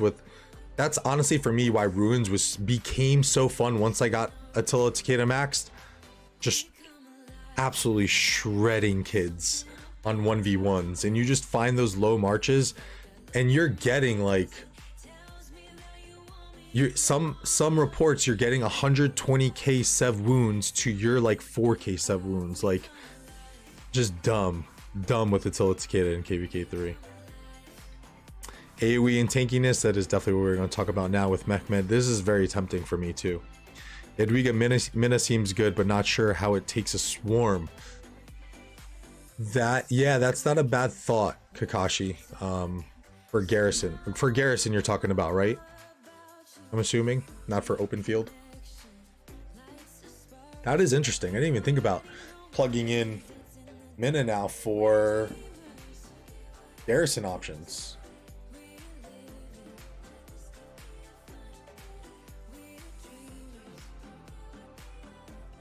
Jadwiga Minna. That might be pretty good. You're getting the attack that she needs. You're getting the damage debuff that she needs. You're getting skill damage, burst skill damage. I like the thought. I really like that thought a lot, Kakashi. Again, I've been so caught up with the jumper that like all this new age, like all the new stuff, like I've just totally haven't been like brainstorming or theory crafting any of it. So it's nice to kind of jump back into this now with all of the new current metas and stuff. But even on the jumper project, it's still super fun because we're like trying to play with these epic commander combos and stuff, and who's going to be working on what legendary commanders. But for the most part, it's just epic commanders. So it's like, oh, like I was doing my Sunset Canyon lineup yesterday, and I'm working with like a 5-4-3-1 Sun Tzu with like a 3-1-1 Bjorn and stuff. Like it's, you got to get creative in those really early stages of the game. Smart, I would focus on health and defense commanders since we have so many equipment and heroic anthem. Elsa trash. I agree on that. Relic, definitely. Mr. Music, welcome to the stream. Please don't make Minna Garrison's a thing. It sound, there's some sound statements to be made there though, I think. High tech, I don't know what to do in our sunset, lol. Yeah, I think I did like Charles Scipio, Sun Tzu, Bjorn, Kuso, Ethelfled, and like Belisarius and Joan. And Joan's only one. That's it. All right, let's pop onto these relics. All right, so Mechmed is definitely one to think about for any player. Any player should now be thinking about Mechmed, especially if you have him at like even a 5-5-1-1, where you're getting the 20% skill damage, you're getting the 20% attack from his second skill. We actually have the Mechmed Bastion in our Season of Conquest right now. Troop health is going to be universal, so you can plug Mechmed behind Genghis Khan, as Sparta was alluding to earlier. And now Genghis Khan is going to have 20% increased attack, an AoE for Mechmed, and 20% health. Like, most players, I think, regardless, especially too if you're like a free-to-play, or like you're rocking a Trajan, or you're rocking Honda. May Honda a little bit, not too much, because takes so long for the skill to proc off, but most people should be thinking about this Mechmed relic. 20% universal troop health with the 5% skill damage to bring you up to 25% total. Beautiful. Mulan. I should probably got to keep these over here. I keep forgetting that I have these little things right above me, so I'm so sorry. We'll keep these more in the middle. Mulan, troop health 10% and 10% skill damage reduction. That is beautiful too if you have her maxed and you're running around with like a Richard, because I think that's probably the best synergy that you're going to get with her as a secondary commander. Well, not the best, but it's, you know, if you have that early game option and where you invested into Richard, you're giving him a little bit more health and you're giving him additional skill damage taken reduction. I think that's really solid for Mulan. Anything more, she would probably turn OP. Charlemagne, troop attack 30% and active skill damage factor 300. Lilith is part of the let's not make Charlemagne great again squad, because he was never great and he still remains to be not great, because that is a garbage relic skill. I feel so bad for the players who, and again, I played in one of the very, like, as KVK became a thing, I played in that first KVK. I feel so bad for the players that maxed that dude thinking that he was going to be good, and then Lilith does this. Lilith trolls, bro. Lilith trolls people. I'm not even kidding. And this is a prime example of how Lilith trolls. Last commander, Ragnar, troop defense 20% and normal attack damage reduction 10% as well. That's not too bad, because you're getting the damage reduction from him and the damage boost from his active skill. You're getting 20% attack from him to bring him up a little bit in terms of some damage. Where's my man? 20% damage bonus, 15% damage taken reduction, the 20% defense, along with, what was the last part of it? 10% normal attack damage reduction. It's pretty solid, but I just don't think I would warrant it. If I had to go top 3, I would probably just go right along with my man Sparta said. Mechmed, and I'm not going to do this in any specific order. I would say Mechmed, I would say Double C, and Minamoto are definitely probably the top 3 ones that players should go for. Honorable mentions, I would say Mulan and Charles, I would say, is an honorable mention, and I would also say honorable mention for Julius. And then of course, if you're an Archer main, get the YSG Bastion because 10% defense is nice anyway. Few honorable mentions there, but I would say top 3, I would go Minamoto, especially just to where we are in terms of what the meta is and what Cavs need. Those commanders are giving you exactly what the current Cav meta needs.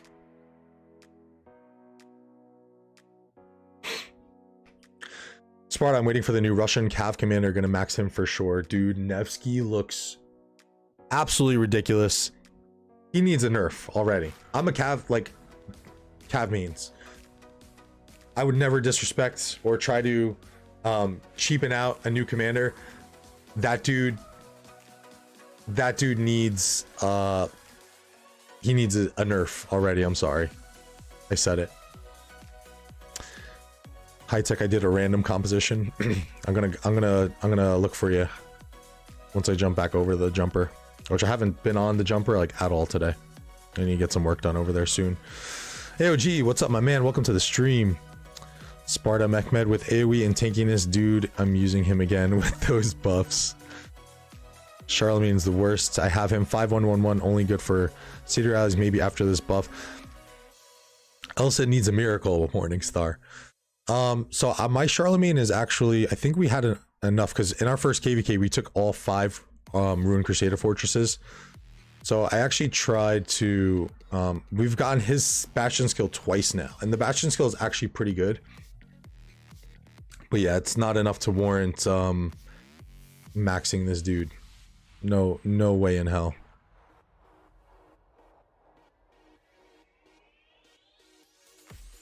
Martel bro is awesome since everyone uses Martel tone now. No, that's a good point. That's definitely sound.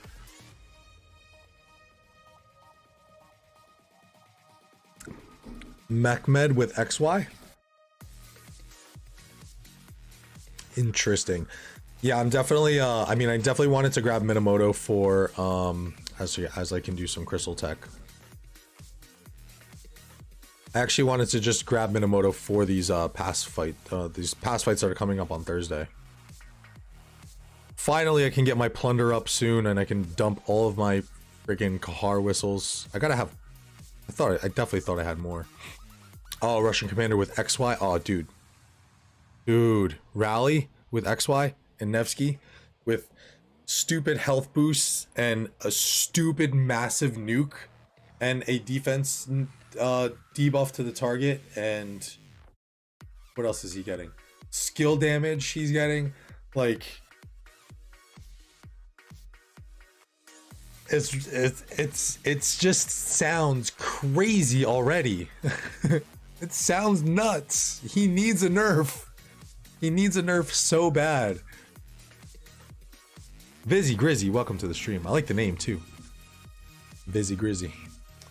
All right, let's do a little Tempest Clash. I have to admit, I am definitely starting to like Tempest Clash a little bit. Yo, for real? Rip to Xeno.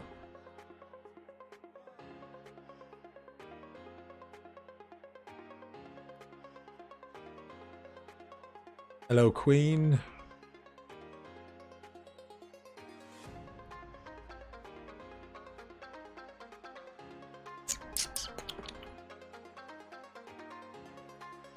And we got a half hour. I have to make sure I'm getting into this match. A half hour. Actually, you know what, guys? Give me like a minute or two. I'm gonna use the bathroom. Oh, wow.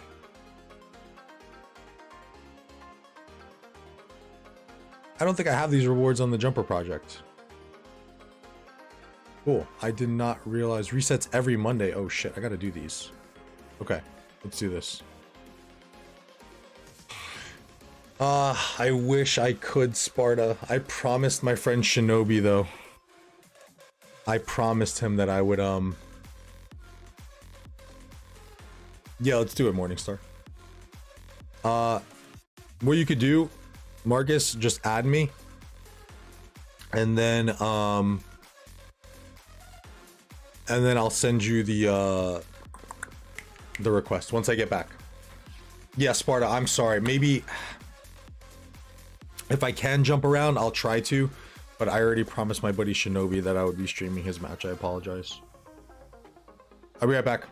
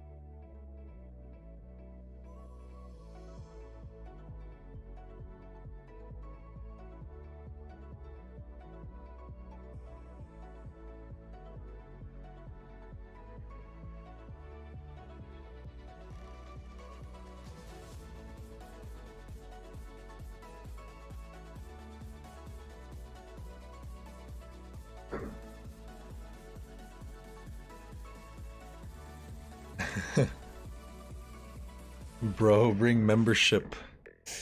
I don't even know. Let me check. Maybe I could just do it real quick. Yeah, I did plan on it. I started looking up emojis and stuff for it as well.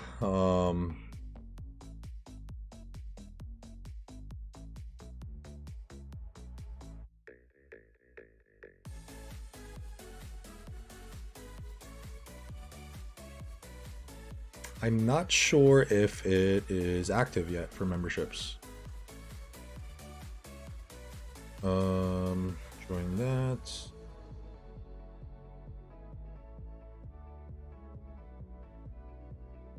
Oh yeah, see, I didn't even see all of this.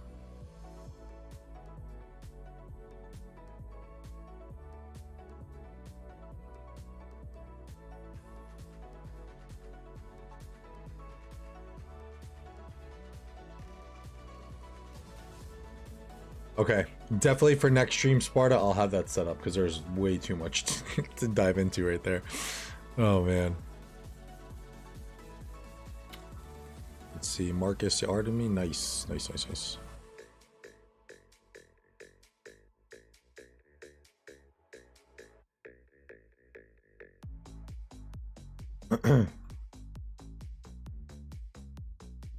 No, I didn't update. All right, give me my bad, guys.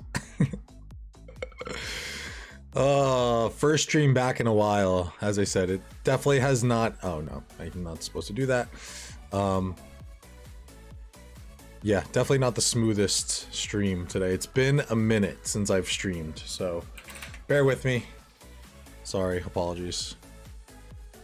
Let's update this bad boy while I catch up on chat.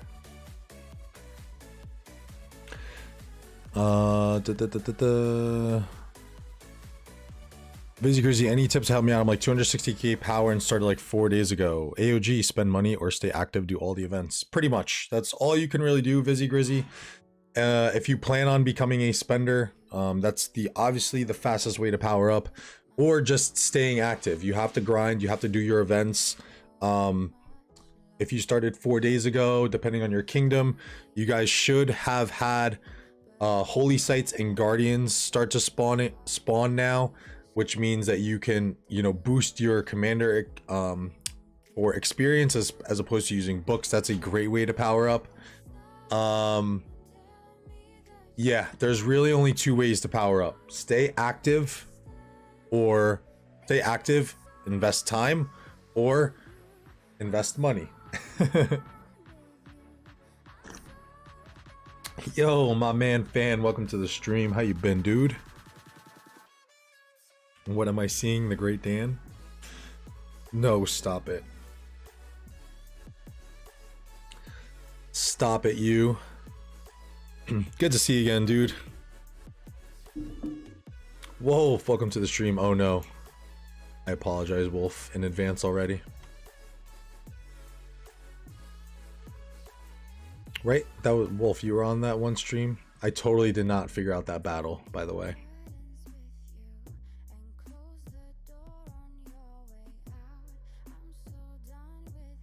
Tempest Clash.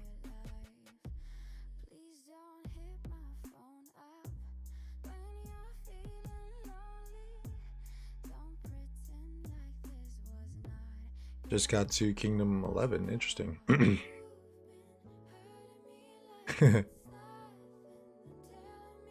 Thank you, Fan. I appreciate that. Wolf, I'm telling you, this one is... I have to rewatch the documentary, to be honest, that that I got that little tidbit of info. And it was a good document. It was a docu-series, actually, on Netflix, so I actually highly enjoyed it, so I'll definitely watch it again. Yeah, I was gonna say, if anyone wants to play, then just add my chords or find my chord. Oh wait, I don't know if you can find my chords. I still might be in fog, but you can just go to Kingdom 780 as well, or my governor ID, or I can just find you. Actually, I can't find you, Delta, because, or Silent One Delta, because we are in fog. We are in fog over there as well. Shinobi. So much COVID right now. My basketball team got 14 dudes total and 4 of them got COVID. We're still practicing. Got to be careful, man. I got that COVID a few weeks ago and that was not fun. How could I add you, Silent One? I'm trying to think.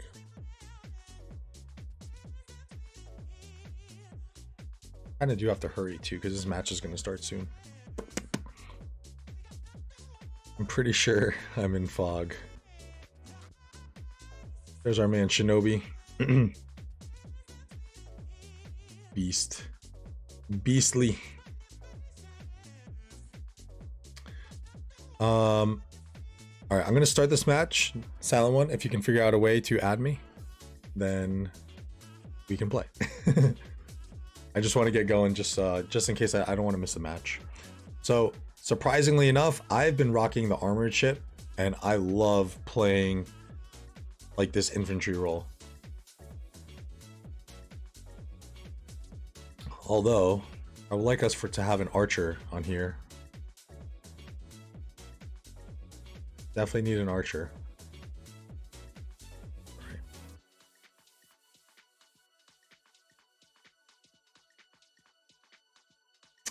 Okay, yeah, we could definitely play one more. Another one. Ooh, Shinobi, welcome to the stream. It is like a Disneyland ride. It kind of looks like a Disney like thing too as well. Like the animation style or whatever. Okay, if you're just gonna ignore me, then I'm just gonna... Hello. I love wrecking cav ships in here, to be honest. Yeah, it's so fun. Actually, I'll just turn and destroy you.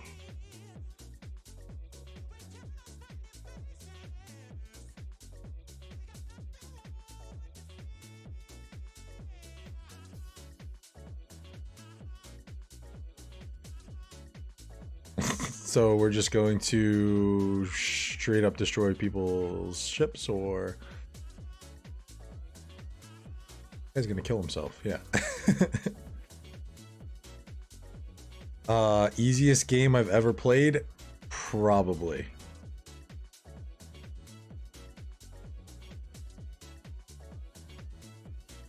Probably the easiest game we've ever played.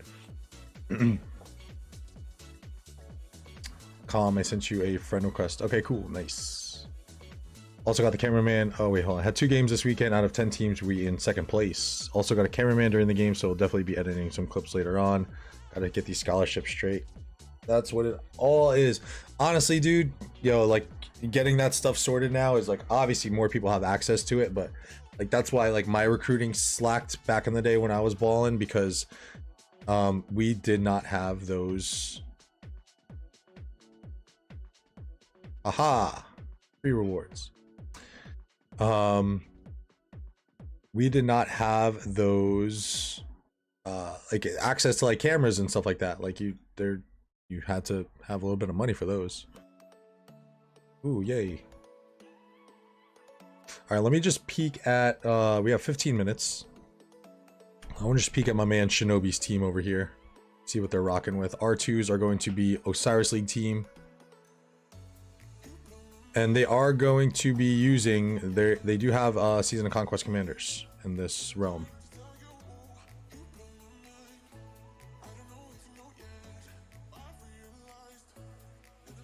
There he is. Damn, Shinobi, you're the strong. Oh, okay, I was about to say you're the strongest one on this team. Holy crap! 341 power, nice. 123.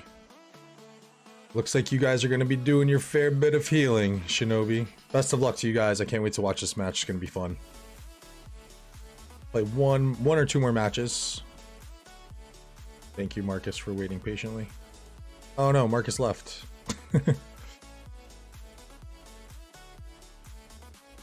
Okay, gotcha. Dinner time. We're lucky as fuck because coach and parents are really involved, so coach is sending out training programs daily, taking individual sessions, analyzing game plans, and parents volunteer to drive every game and practice, film during games, take stats. That's awesome. That's what you need. You really need like a team effort like that to, you know, really, you know, get noticed and get out there. Yo, Silo, when you were killing it yesterday as Archer. Killing it. We have too many archers. Switch. There we go.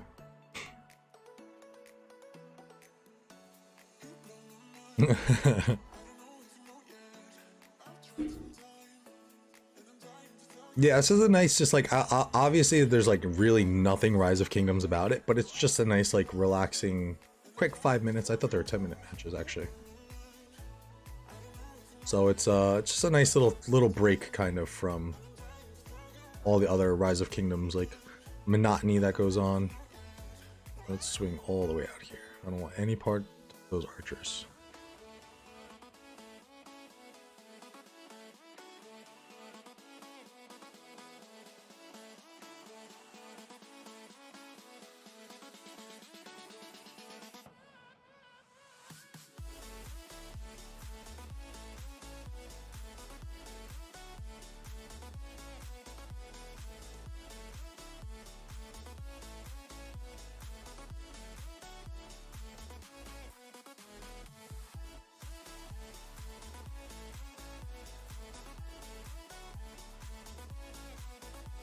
Run away! No, I'm gonna die. Oh, I died. Oh no, I didn't die. Run, run, run, run, run, run, run, run, run, run, run. Run away. Fallen! What's up? Welcome to the stream. How you been, Fallen? And I need to get this work in. Kind of unfortunate due to my schedule. Ain't be able to watch much. All good, dude. Stay on that grind. Appreciate you stopping by, fan. Keep killing it. Ball is life.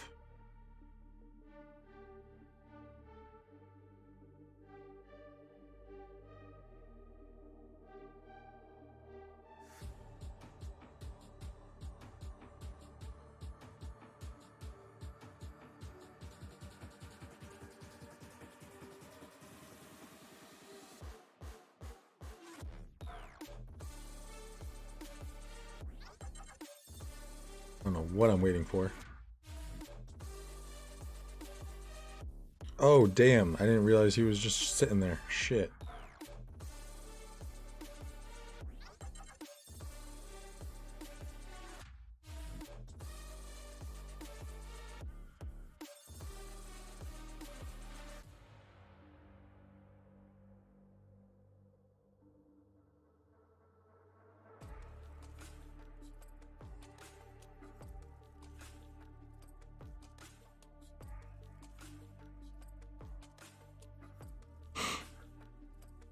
Missed all the good stuff in game due to work.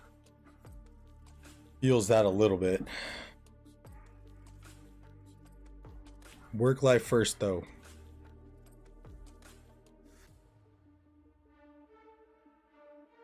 Luckily for me, work is like semi-slow for now, for right now, so I'm able to kind of get away with, you know, a little bit of this and that. I already got clearance from my manager for Thursday, so Thursday I will be on. I'm pretty sure it's like Thursday midnight my time for our level 7 pass opening, so expect a very long stream Thursday evening into Thursday all day. 24-hour stream. That honestly is probably the best time to do it. From midnight to midnight. Let's see. See if I have it in me. And if the fighting warrants a 24-hour stream, of course.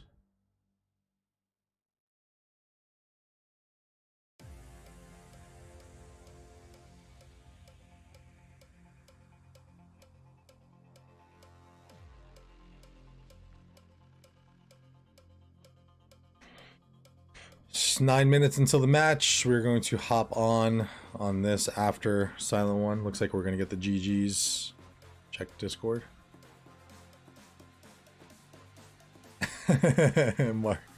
You're the man, Marcus.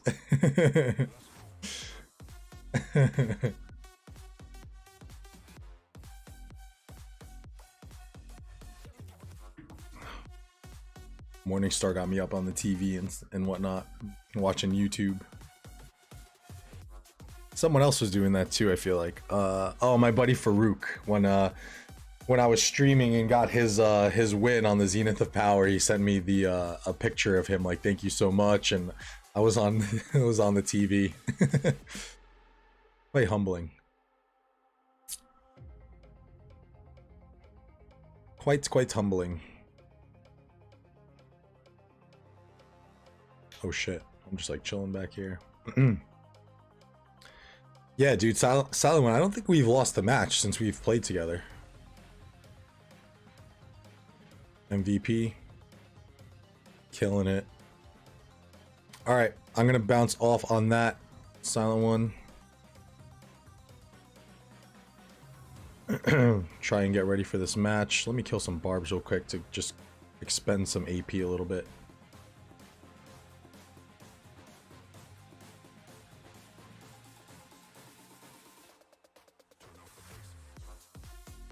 I have to do my Bastion quest at some point today. Gotta jump onto the jumper. ROK is life.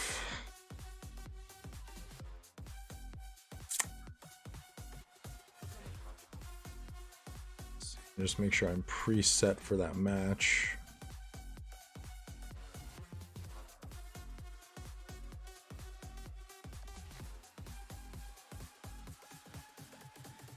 Yes, sir, I am.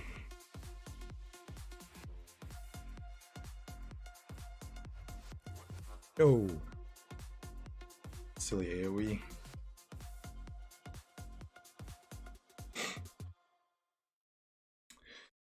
Fallen, the jumper is going pretty good. I think it's safe to say that we have already pretty much captured the kingdom. There's no opposition to us whatsoever. It's just all the small little guys that we're trying to work with and bring them into the family. If they don't want to come into the, you know, jumper project family, then they're just going to sit in zone 1. Yeah, I mean, I think it's relatively safe to say we've captured the kingdom. Migration's going to open for us in like a day or two. So we have a recruitment team working on the continent migrations. I've been doing a little bit more of the internal recruitment for the small alliances and trying to integrate them into academies and whatnot. So we're moving along pretty nicely so far. Which the scary part was, are we going to, you know, encounter another jumper group? Are we going to be able to capture the kingdom? And I think it's safe to say we, you know, have checked off both of those boxes. So now it's just, you know, grinding and preparing for KVK.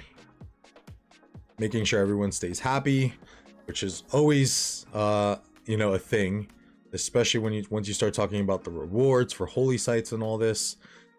But so far, I think we have a pretty good system going on to keep most people, you know, keep things fair and keep people happy. Crystal Tech has not been going too well. I honestly, if you want to just get an idea,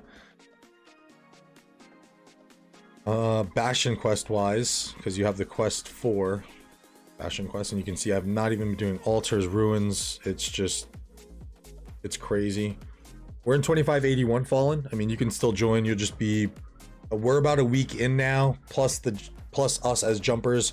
So our accounts are about 14 days old, and then the kingdom is about 7 days old. So you can obviously join. We do have spots that are staying open, or, you know, with academy spots and stuff like that. But it's just on you if you want to start on a 7 day, you know, 7 days behind. So yeah, just to give you an idea of what my, like, with my Crystal Tech, I bought a few of the bundles. I bought a Mountain Warfare bundle, and that's it. I haven't done any really much more spending on this account. And as you can see, this gives you an idea of what my activity has been like, especially for the Bastion quest. I'll usually hop on, and it irritates me because I try to refresh the quest, and it keeps giving me donating of materials, and then I just lose interest. I hop off, and then I just forget to do the Bastion quest again. So my Crystal Tech is not the greatest. I did max out pretty much the Cav one since the start, so that one's all good to go. I'm going to finish this up and then get to Plunder. I probably should up this one more as well. I didn't notice that I left that on 8. And then I'm probably going to work on Call to Arms, and then I'm really not going to be able to progress too much further, I feel like, over here. So I did a couple rallies in Zone 5. I switched off from the Arabian civilization to France because I'm just going to pretty much primarily focus, because I can't keep up with the Crystal Tech as a rally lead. So I'm just going to go balls to the wall. As you can see, I still have a decent amount of resources available to just go crazy on the open field, which is what I'm gonna do. Just go nuts. What he means is you got to spend. Just spend. Yeah, or you can spend to catch up. You could always do that. All right, we got 3 minutes. Let me get ready on this, because apparently these things open up like stupid quickly, and I do not want to miss my buddy Shinobi's match.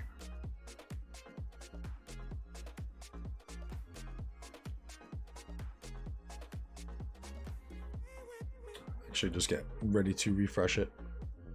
Fallen, I would probably migrate after your KBK 1. What power are you at, Fallen, as well? Forget.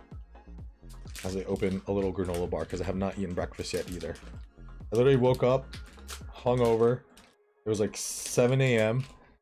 And I'm like, what is the UTC time right now? And I logged in the game, and I was like 12 UTC, and I was like, oh no, I have to stream in an hour.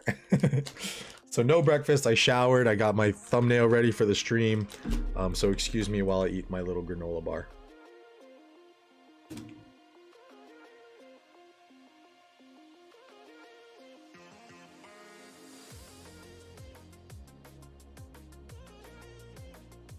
Migration Fallen is going to be tricky because we're shooting for a low B to a high CC kingdom, so we're going to be very selective in terms of who we are bringing in.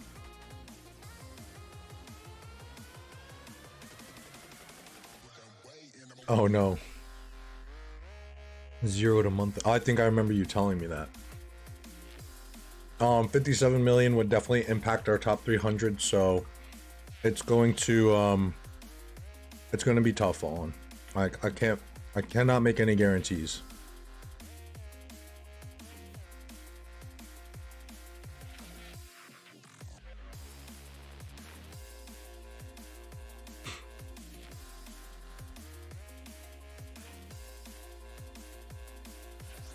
Go, go, go, go, go, go, go, go, go, go, go, go. Why? Why is it not ready yet?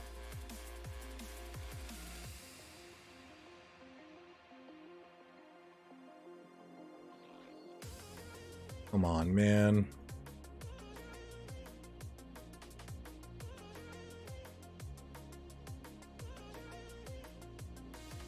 Aha, yes. No! What is going on?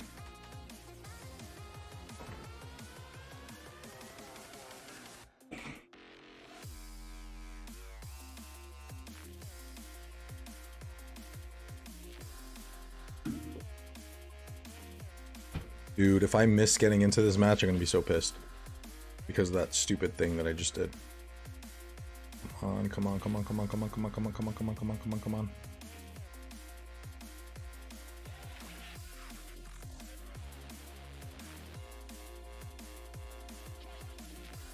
Ooh, okay.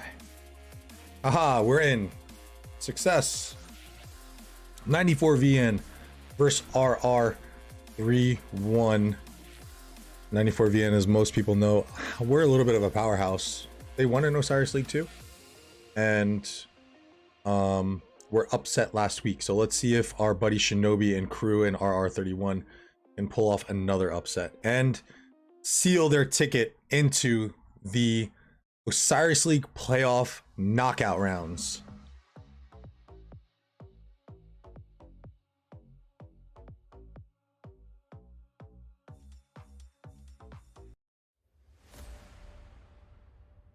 No, a little hype music for this one.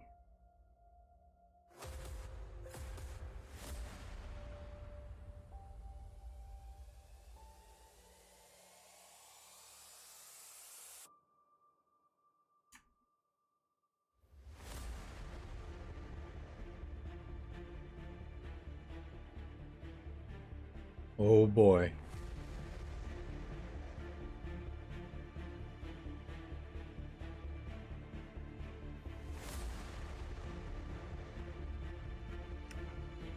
Quick peek at the crew.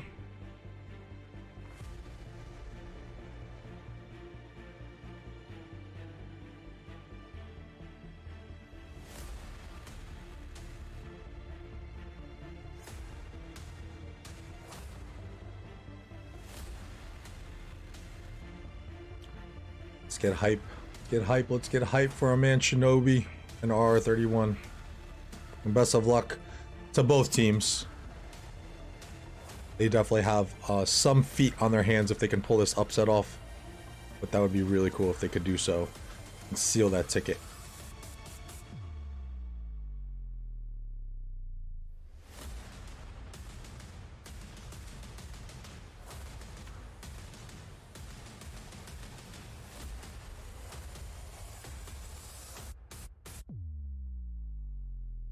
Looks like 94 VN was a little late on some players coming in too.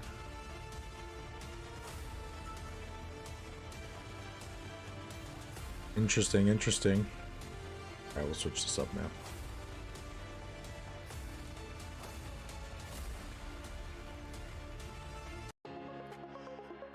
Nick, welcome to the stream. What's up, bud? So we have 13 rallies going. Holy balls.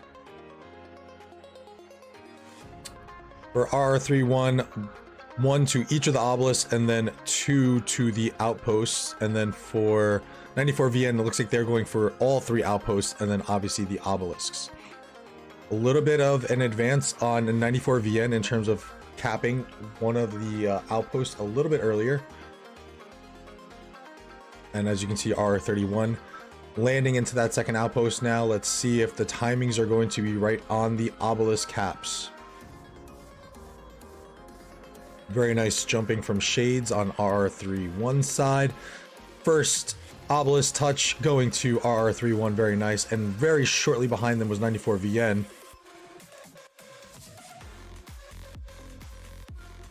Over here, a little delay. This one on this side typically doesn't have as many nodes to jump through. So we're going to see, let's see what kind of rallies we have coming out on the side of 94VN coming down to our buddies. Oh my lordy, that is a lot of troops. XY rallies coming down for the enemy obelisk. Let's see if we are going to get cancellations on that side.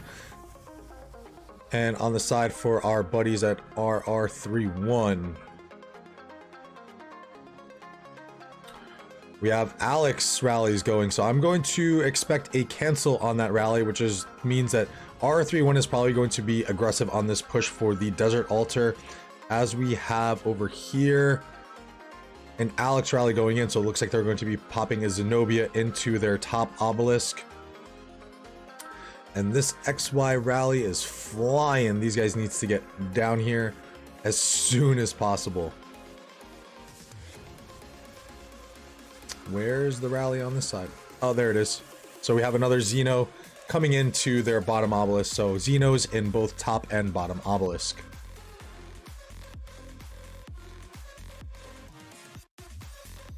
And no, we had a cancellation on 94VN side. Looks like they're going to make that play for RR31's desert altar, just as RR31 is doing on the opposite side.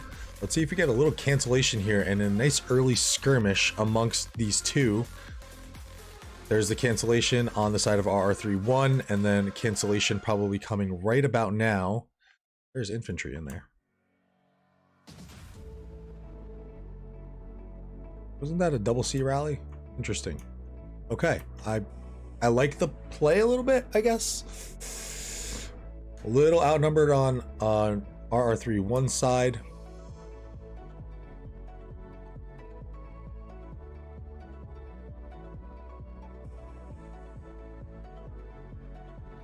You can see the reinforcements slowly coming up as the initial battles for the altars take place.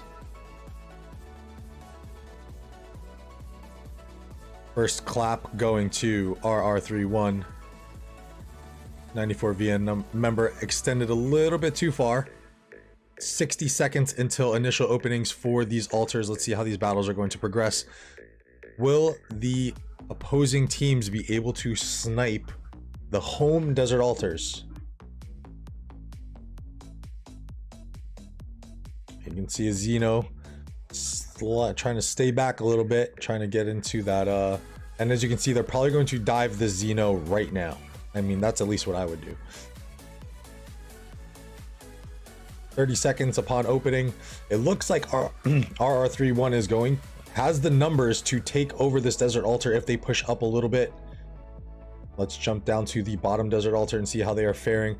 It looks like we are going to have a flip-flop, I'm going to assume. And we are going to have a flipping of the desert altars. Actually, there are some numbers for RR31 here. I think that if they can time it correctly, they can get in. RR31 gets into their desert altar and gets into the opposing 94VN desert altar. Very nice plays all around. Very nice from RR31, capping initially, not the initial capping, but sneaking in and sniping the 3 altars. Very, very nice. If they can initially occupy that, that is going to be huge for points. And then this altar immediately swings back to 94VN. This is gonna be a good match, guys. This is gonna be a really, really good match. As RR31 is trying to clear the field a little bit on that desert altar, and it flips back to 94 VN.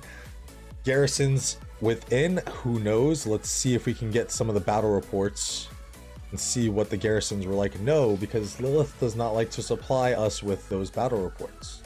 And I'm gonna crash.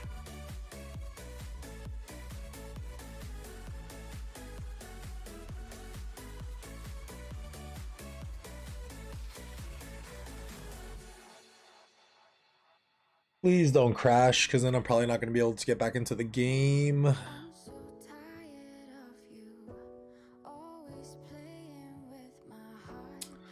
Talon 1, LOL, RIP me. I tried to push honor on my first season of Conquest and reach ranked 121, nowhere near rank 20.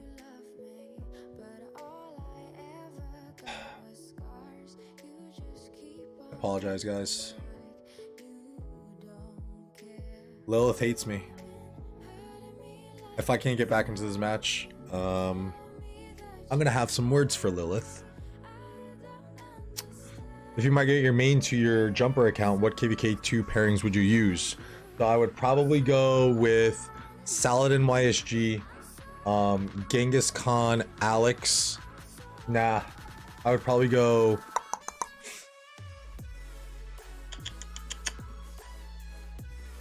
I don't know, I haven't thought about it yet. I did run Genghis Khan Alex on my KVK2, even without Alex being maxed out. Maybe I probably would run Genghis Khan Alex, I think. Then I'd probably throw some epic commander pairings in there at some point. Where am I going? Osiris League. I swear, if I can't get back into this match, I'm gonna be really upset.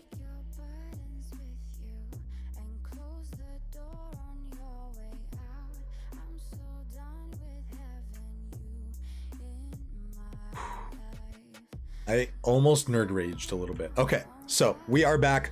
620 points per minute for 94 VN. 530 points per minute for our buddies in RR31. As their Sky Altar is under a little bit of duress. If they cannot get that Gilgamesh down or some reinforcements, that Gilgamesh might be a little bit of an issue for that Zenobia. 4 minutes until Arc spawns. Let's see if we have any presence from the teams coming into the middle. 94 VN with a few troops trickling in with a few more right on the back end, and then RR31 as well trickling into the middle. 4 minute mark is usually when you are going to be seeing those teams start to get into the middle and prepare for those mid battles. Nice Pakal Herald rally on the enemy Sky Altar on the bottom side with a pretty decent swarm.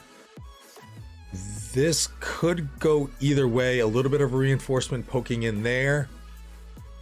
I think though that Pakal rally might go down. The swarms are dwindling down. I think the Jadwiga YSS is going to hold up on this one. We flip back over. If that Gilgamesh rally is putting in a slight bit of work onto the Zenobia,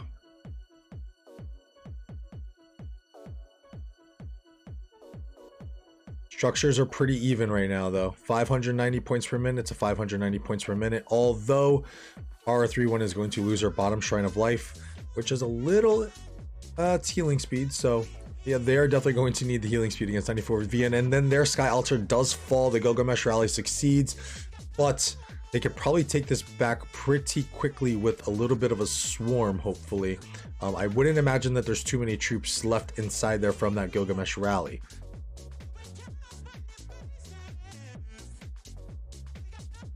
Move you, sir. Thank you. Over on the Desert Altar side, top side, RR31 with a nice Gilgamesh Nebu rally on the Desert 94 VN Desert Altar, but there is no swarm presence.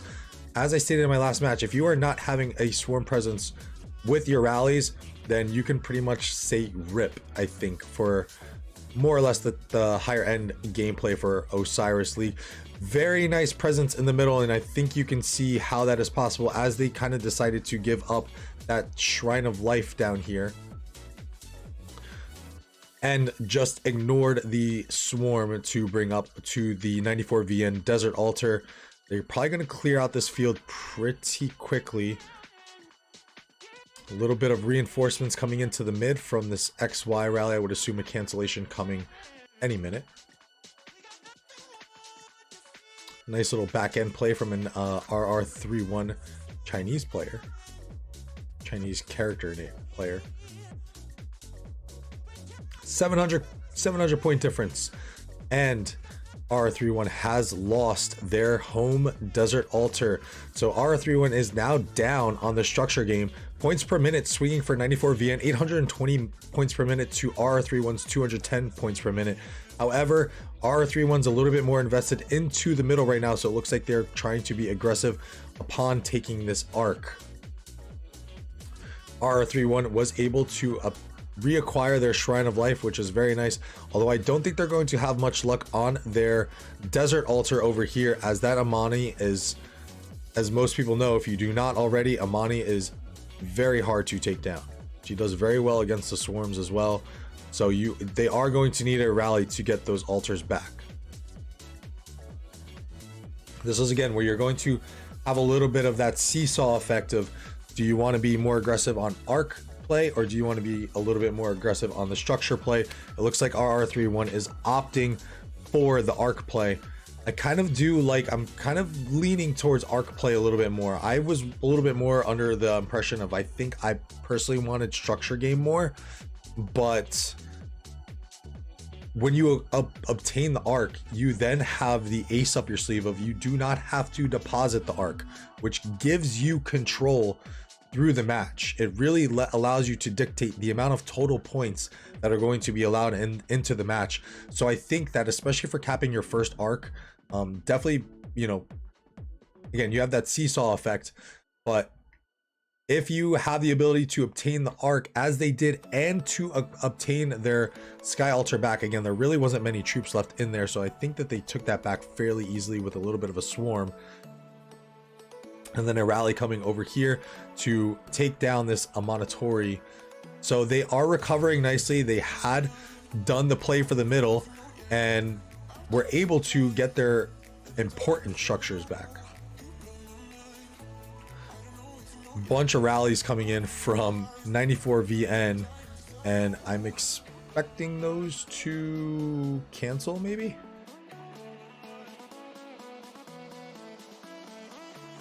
I mean, points per minute, gotta get the points per minute. 30 points per minute over here, you know, that could swing it for you. I personally haven't seen plays like this. I feel like it's more of like an Asian, or even like a Vietnamese thing. I feel like a lot of the Vietnamese players like to rally those outposts consistently. I think RR31 over here is going to be able to cap this arc, and as it looks like they are going to hold. So again, you are going to kind of be able to dictate the match a little bit more easily. As we go back to the bottom side, and they are swarming their desert altar back with a nice Saladin Chandra rally as they finally defeat that Amanatori. If we go back up to the top side, a nice Gilgamesh rally, but again, no swarm presence, so that is probably not going to end well for the Gilga, unfortunately for our friends at RR31. On the back end, the Shrine of Life is being harassed from a XY Chandra and a very nice swarm presence from 94 VN. As we peek up over here with Eva from RR31 setting up a Kala Herald to contest this Jadwiga in the Sky Altar. I would like to see a little bit of a swarm walking up there at some point to assist with the rally.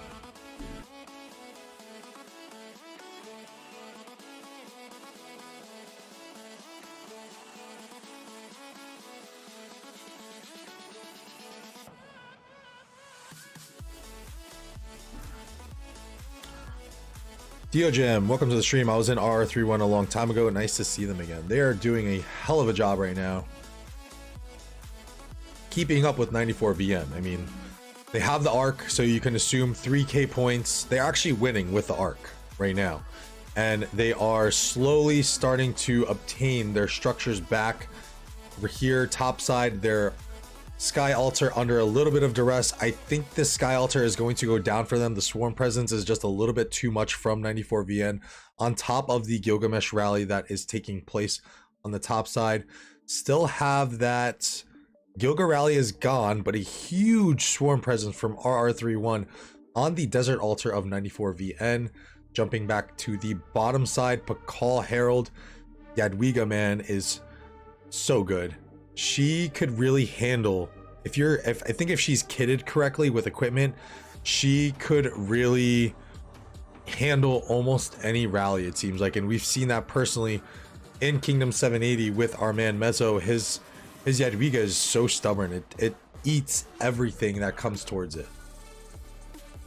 Felix, my man, welcome to the stream. Kabadoy, welcome to the stream, if I said that correctly. Felix, are you taking notes?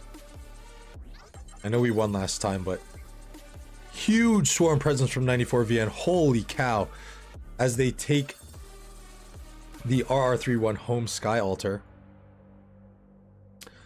The big Swarm Presence that was from RR31 was not enough on this Desert Altar, although I would assume that there's probably a rally incoming any moment now. Actually, I lied. I don't think there is. Later, Silent One. I'll catch you later. Thank you for stopping by. Home structure game is going to a little bit in favor for... Ooh. Okay, that's just the obelisk. Yeah, R31 is trying to respond a little bit here.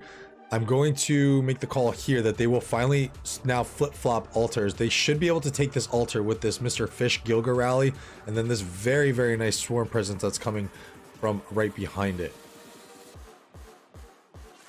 Felix, I can make my call 5535 if you want any transition rally with infantry. We could do that because I feel like we run out of calves a lot on our team because there's so many cav rallies that we throw out.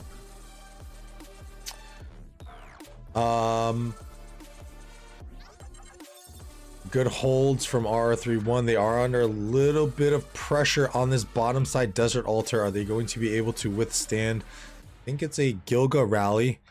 That Xeno is getting chunked though. That altar is most likely going to fall. 620 points per minute for 94VN to 150 points per minute for RR31. And they are holding the arc. That shows the confidence that they have and able to respond on this structure game. Because again, as you hold the arc, you are going to be limiting the amount of points that ultimately can be scored within an arc match. Paka, welcome to the stream. R31 member there. Let go. I'm definitely rooting for you guys. Heavy presence on the bottom side Desert Altar. So altars are now all in possession of 94VN. RR31 needs to respond ASAP.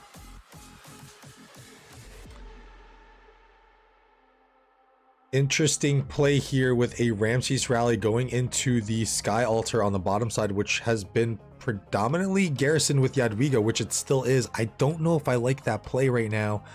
I know the Pakal Herald really wasn't doing too much, but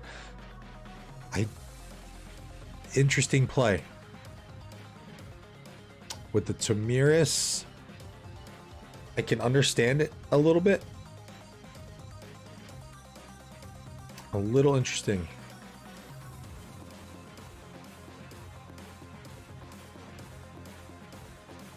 Half health Jadwiga, just no Swarm Presence. I think the timings may be a little off for RR31 right now. So like as you can see, they have this Swarm Presence, but there's definitely going to be reinforcements incoming quickly on the Xeno, and I think you'll just see if they can reinforce this properly, you'll see these guys really just start to dwindle off. I think the timings along walking with the rallies is a little off for RR31.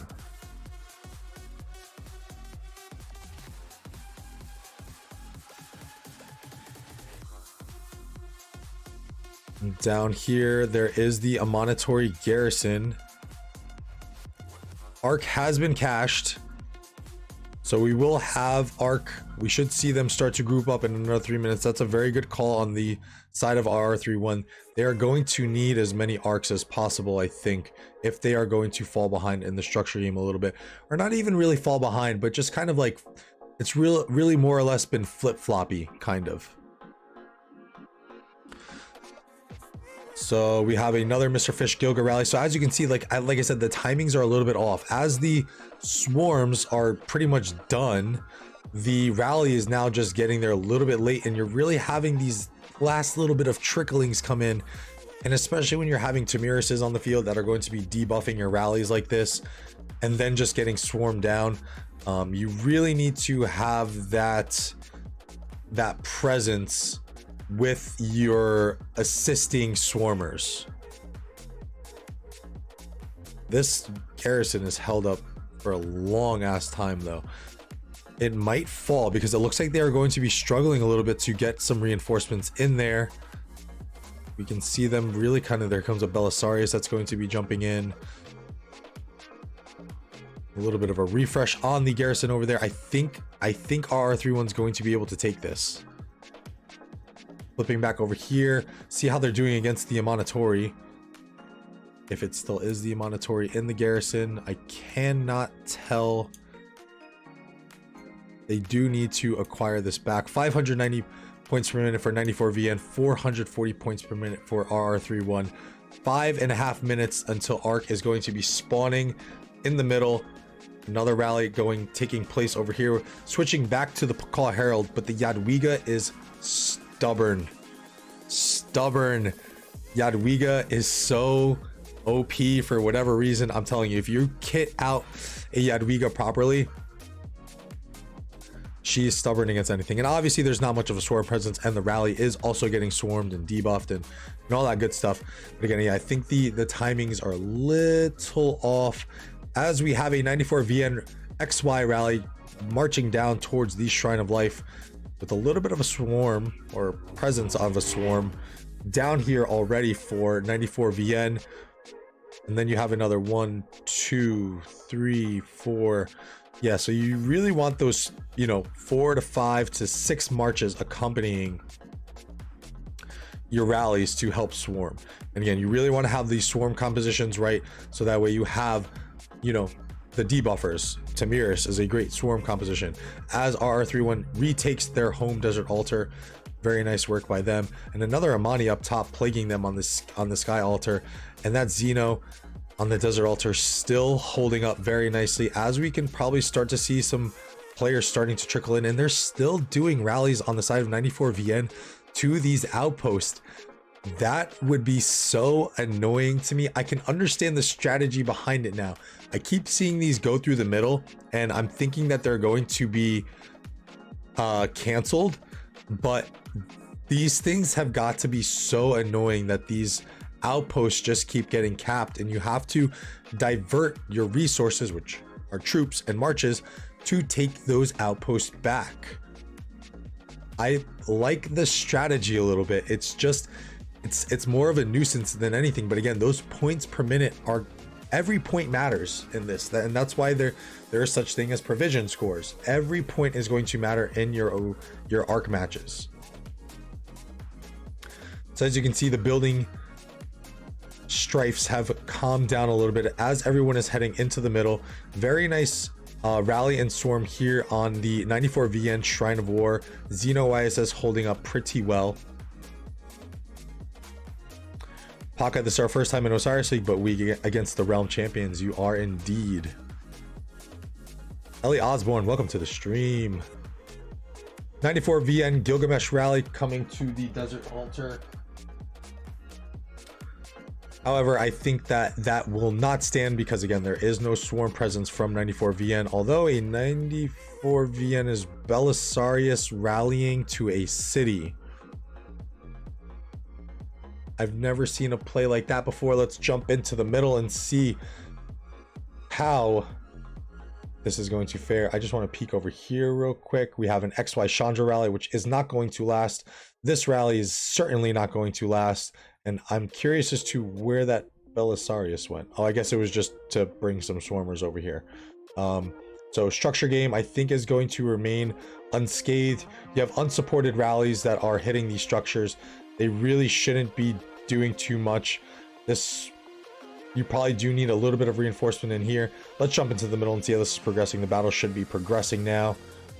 I like these little cutbacks that RR31 has been doing over here. Really kind of pestering and staving off those extra marches that you need to support the middle. 2 minutes until arc. As you can see, finally an RR31 outpost rally going. I'm curious to see if they will cancel. Mystical formation on both sides. War drums for RR31. We have 2 skills to 1. I don't think RR3 I don't think 94VN has popped their war drums. Very nice work over here from this little crew of Rabbit and the Chinese character named person that we saw on the last arc, really pestering to get those reinforcements into the middle. Very nice push up from RR31. I think they're going to control that as they lose their Sky Altar on the top side. Points per minute is going to be 660 per minute for 94VN and 490 points per minute for RR31. This match is juicy. 1 minute until arc is spawning, and it looks like RR31 is clearing out the middle. So whereas 94VN looks like they are focusing a little bit more on the structure game, RR31 has a very, very sound mid strategy. As we can see, a little bit of troops wrapping from behind for 94VN, but I don't think it's going to be enough. Not in the way that Rabbit and this other guy. This is beautiful here, what they are doing. They are totally tormenting these reinforcements that are trying to get in here. I think that is so clutch on what these two guys just accomplished. That I think that really helped this mid push for RR31, as we have 15 seconds until the arc is going to spawn. They have retaken their top Sky Altar. They have also taken the Shrine of War on 94VN's bottom side. Points per minute now a little bit more even, and RR31's going to snag this arc. I'm almost certain of it. Almost certain that they're going to snag this arc. Someone's got to pick it up. Someone's got to pick it up. And RR31 does have the arc. Oh man, this match is so good. This match is amazing right now. Holy crap. Okay, so we have an even structure game. Everything is even for structures. A little bit of duress on the bottom Shrine of Life for RR31. Let's go take a peek over there. As a almost positive RR31 is going to maintain that arc, as there is really no presence on 94VN. Actually, all structures are now safe and sound, and RR31 is handily walking away with this arc. As there's a nice little bit of a reset. Ellie Osborne, thank you for the sub. As there's a nice little bit of reset on the refocus onto the structure game, we have a Mr. Fish Gilgamesh rally going up to the Desert Altar. Again, I would really like to see a little bit better timing on this end in terms of getting their swarmers up there. I think if the timings were better on that they would be able to obtain a little bit more structure wise. Very nice defense on the end of RR31 to swarm down the Gilgamesh rally. And we have a Pakal Herald going up to the Shrine of War, which was taken back from 94VN. The arc looks pretty safe. A little bit of a Haka, thank you for the sub as well. The arc looks safe besides a little bit of pestering, but I'm almost positive that they will capture that. And as we see another rally going on to the outpost, I would be so pissed off if those outposts kept getting taken, and having a decent amount of troops within them too. So you probably need about 3 to 4 troops to really swarm back one of those outposts. Very decent better presence from 94VN on the topside Desert Altar. I think that they are going to be able to fend off this rally and swarm. As also on the top side, the Sky Altar is under pressure from 94 VN, a Gilga rally. So a little bit of a swarm rally here. And I think RR31 is going to be able to maybe hold this off. They are closer. They need these troops to march up a little bit quicker. There's only a node right here that they can hop through. Just get in there, boys. There's our man Shinobi. Points per game is even. Arc is in the hands of RR31. That would put them up to 17, 18k points. So 94 VN should have about a 1.5 k point lead. This is a very, very, very tight match. Felix, it looks pretty even like our Arc team. Yeah. Fuck yeah, RR31 is undefeated in KVK for a reason. 22-31. Whew, boy. What a match. What a match. Looks like RR31 is going to lose this Sky Altar unless they can get these last little bit of reinforcements in there. Just fill it with anything. Keep that thing alive. It does go down. They probably will need a little bit of a rally to take that back. It looks like that Gilga had some decent amount of health. I think we're probably going to see maybe a caching of this arc. I think they are going to need another one.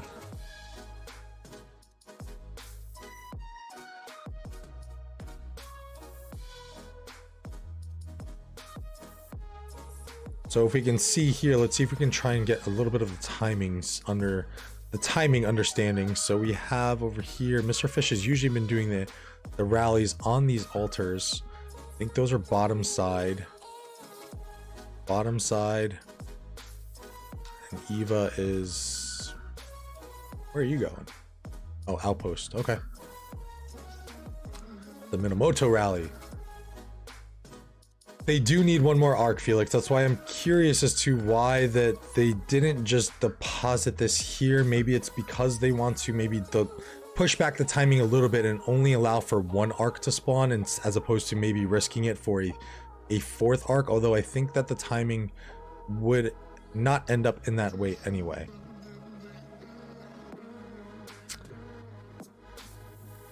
Oof. Okay, a little bit of a nice open field skirmish over here. I'm really looking for this Mr. Fish rally.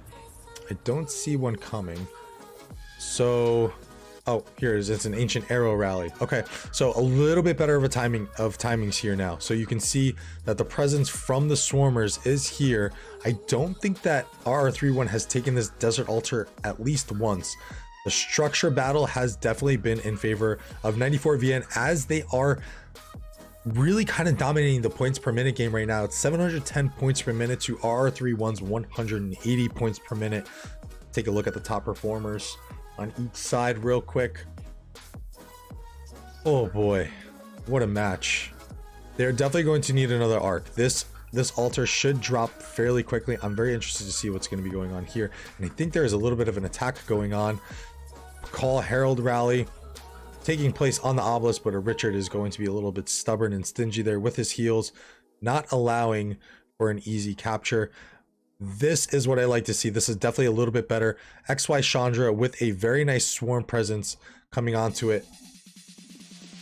Would even say maybe you can even throw up a call up to this, because the presence on swarming down these rallies has been very, very nice for 94 VN. Take a peek down over here. Oh, huge presence from 94 VN on the Desert Altar. I think they need to cache this like now. That needs to get cached, because they're going to need more arcs. This structure battle is not looking pretty for our friends in RR31. Pakai don't see shades in top 5. Definitely need another good mid game. There we go. There's the deposit. So we will have arc in another 8 minutes. We'll probably end up seeing a fourth arc.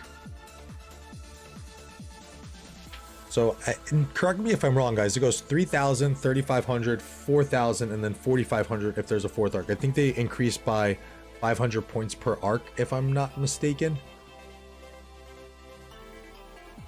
4K point lead for 94VN, still pretty dominating on the points per minute game and the structure game. This Desert Altar does not want to go down. 94VN is doing a really remarkable job of keeping this Desert Altar upright and not losing it.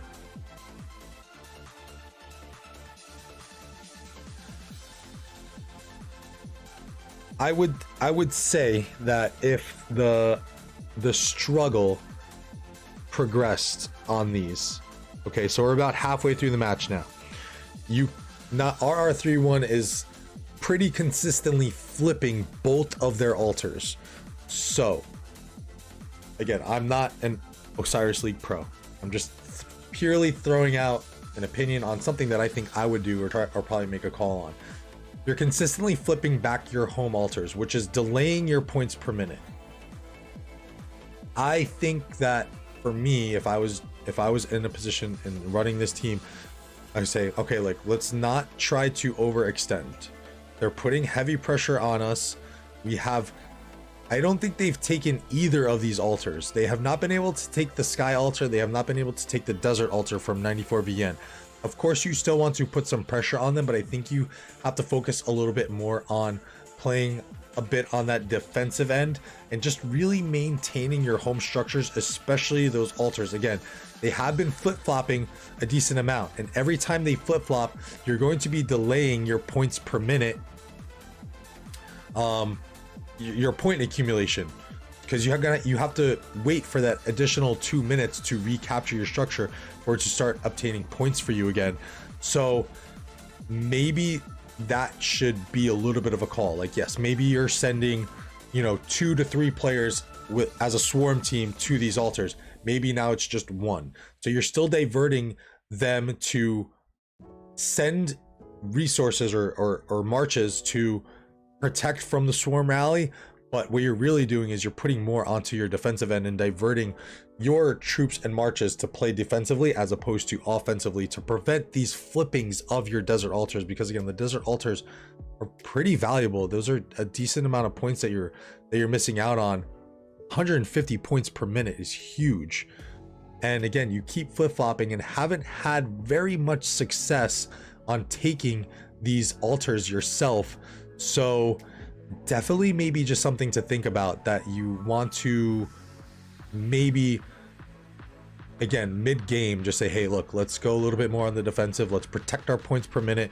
We're doing well in the middle, so let's continue to do that and just protect our points per minute and win this arc and win the arc in the mid-game. Just a thought. Let's see if they do adjust, because I think that they need adjustments at this point. 94VN, I think, is going to go very heavy on this arc. As you can see, I think they have a little bit more of the presence right now.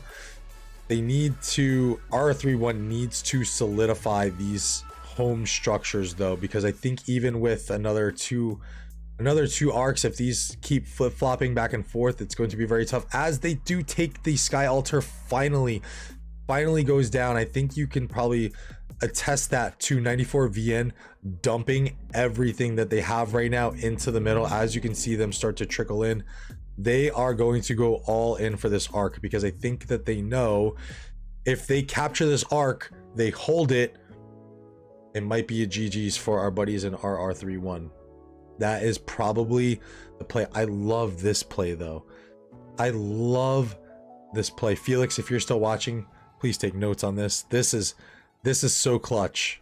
This little 2-person team of going behind the enemy lines on the mid to harass them and harass the reinforcements it worked beautifully for them the past 2 mid fights.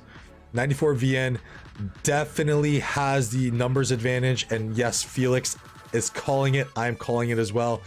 We're gonna see to the death here for sure.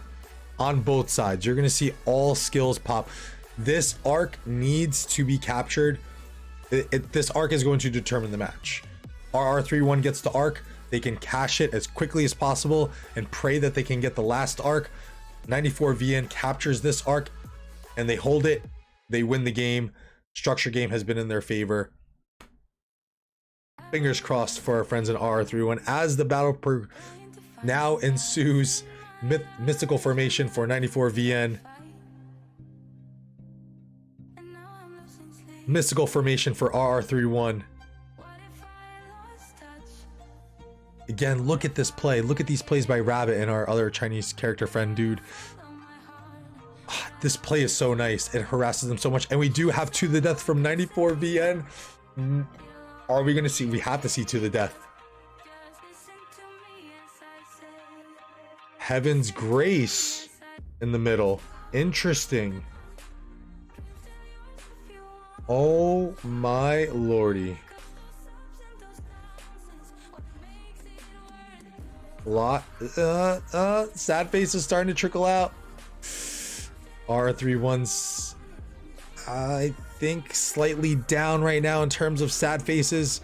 Structure games are the same. Bottom side 94 VN has retaken their Sky Altar.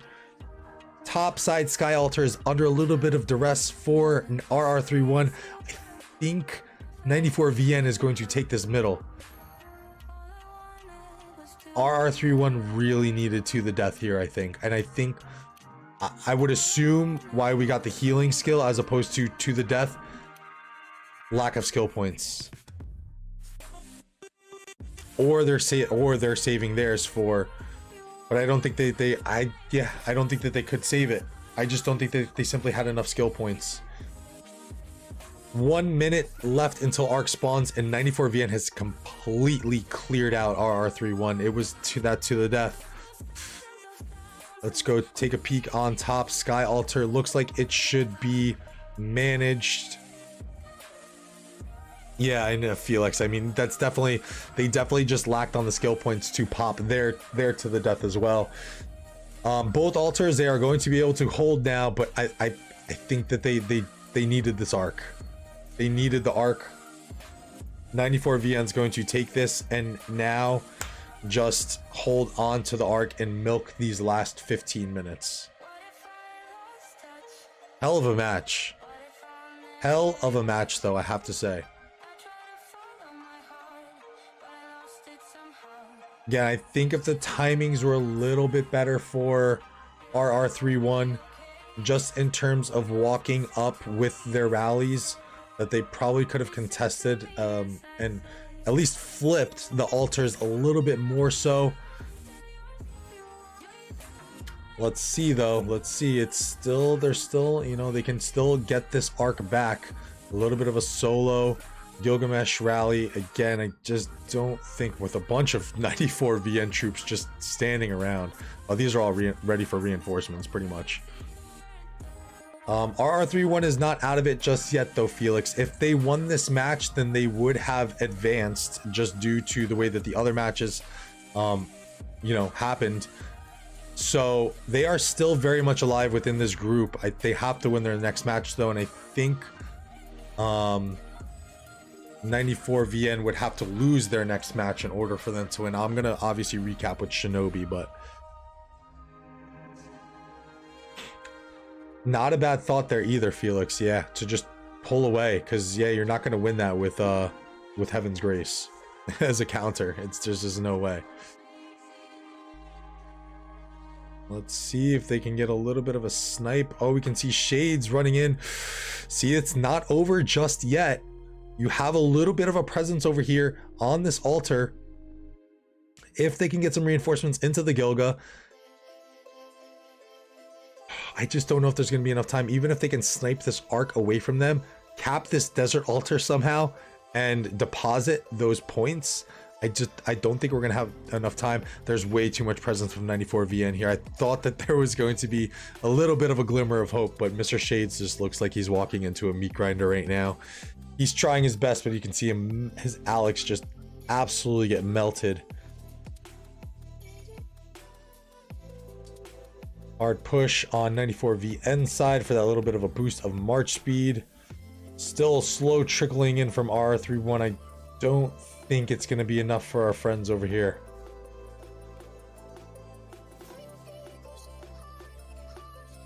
We beat MR, so still have a chance. Yes, Paka. Yeah, so thankfully, due to that win, you guys are still alive. So I think it's just going to depend on what that other match is going on as well, how that turns out, and then obviously next week's matches as well. But I think next week's match, you guys are going up against the team that upset 94VN in the first match. So that is going to be pretty interesting match. They are melting like ice cream. I like that one. Yeah, it's not gonna be enough. 11 minutes left, 620 points per minute for 94VN, 410 points per minute for RR31. Altars consistently flip-flopping. Maybe Phoebe's farming will clutch, imagine. 6k points from provisions, or yeah, I think you need a little bit more, 10k points from provisions. Yeah, I think a few things, at least for me to know, and again, I'm no Osiris League pro. I do enjoy a good arc match and whatnot. There's definitely people way more strategic than me in terms of arc. Few things that I note though: the flip-flopping of your home altars. I'm a big proponent on that not happening. So if the struggle is real in obtaining home structures from the opponent's side, especially those altars, I think it's sound to deviate some attention away from being so offensive to then worrying about just holding the structures. Do not let those go, because as long as you hold both of those structures, that's 300 points per minute. That's a great starting point. Secondly is the timings with the swarm rallies. The timings are just a little bit off. This one, see, like, looks a little bit better, but they think that's mostly because 94VN has all of their attention diverted to just holding onto this arc. So like, this is something that I would have liked to see more of earlier in the match, where you have that really nice swarm presence along with your rally, which helps to melt down the structures, again, because you're going to have a swarm composition, you're going to have debuffers, you're going to have silencers, you're going to have Ramses, who is going to negate healing at times. So the swarm compositions are really important, and if you don't have the proper swarmers aiding the rally, it's just very hard. See, as you can finally see, the proper swarm composition with the rally was finally able to take this desert altar, hopefully right now, there we go. So see, proper swarm composition along with the rally, you're more or less going to be able to take control of the altars. So yeah, the timings were a little bit off on that. These definitely had to have played a role. I mean, I've never, again, I'm new to the streaming thing, so I haven't like really fully engaged into people's strategies and whatnot. This is very interesting though.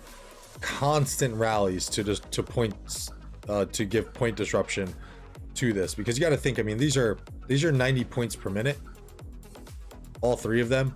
So you're sitting at 390 points per minute. I mean, just for holding your home structures, you know, I feel like that's all you. Yeah, I'm just a huge believer in that, is like, you just don't want to lose your home structures, you know. And I feel like that happened just a little bit too much. I think maybe trying to be a little bit too offensive with the timings being a little bit off definitely didn't work in favor for RR31. But again, even this score right now, I think, is a little inflated. I feel like the match was much closer than what this score is portraying. Because I mean, they had the last arc, so you would think like 33k. It was definitely a close match all the way up until literally, like, you know, 5-10 minutes ago.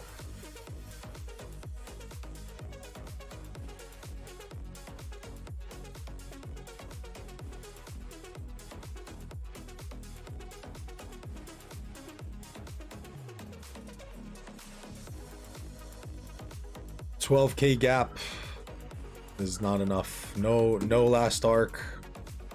It's all right. You learn more in your losses than you do in defeats, and at least you guys know that next week is a absolute must win if you want to keep going. So I'm sure there'll be some refinement.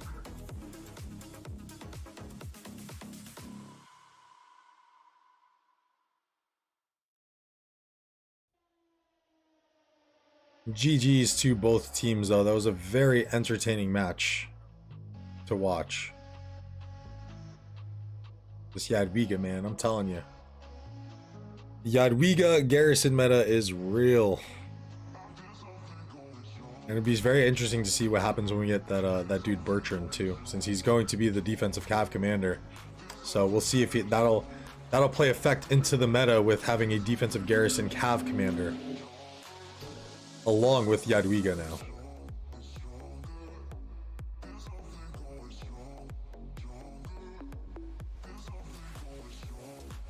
Time to stay silent in Alliance chat, and also to people I made bet RR31 instead of 94 VN. I did the same on my jumper account. I actually didn't bet on the main, which I'm on right now. But yeah, I went pretty heavy on RR31 as well.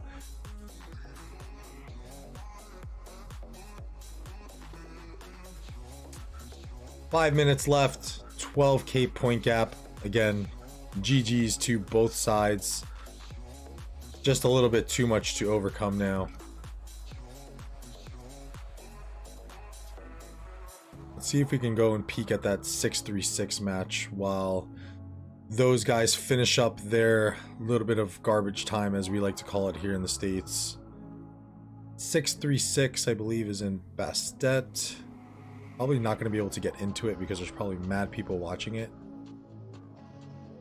Rise, I think I put some bets on them. Absolutely, Paka. You know, I chatted with Shinobi a little bit. He's a cool dude. We actually have a very nice mutual friend. And yeah, I mean, I can't not support, you know, a friend, so how to root you guys on. And I always like the underdog story, you know. Anytime you can get the underdog upsetting, you know, the champions, it's always very nice. Looks like 6-3-6 is going to win this match as well. 3 minutes left. 2 arcs went to 6-3-6. 1 arc went to Ash. 6k point gap. This match is over as well.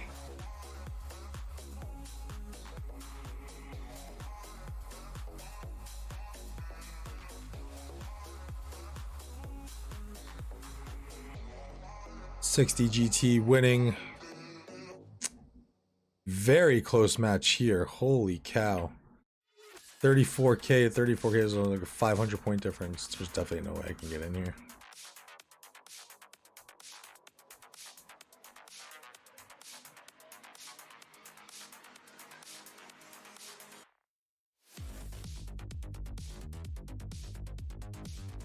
Definitely no way I'm getting in there. There's only 3 minutes left anyway. Let me in. Tulip, what's up, brother? How you doing? I wish I had that Eric Andre gif. I need to do that. Get some like scene set up that I can pop up. That gif of the let me in when he's like outside the White House and he's like come on, let me in. It's like 300 point difference on those guys.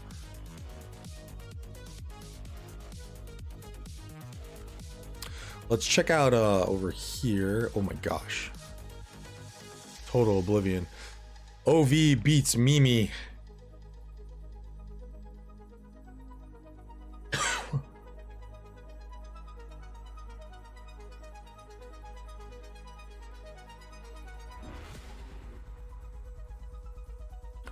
Yeah, Shinobi's cool. We had some pretty nice conversation. He showed me his guides that he was making, which are pretty dope.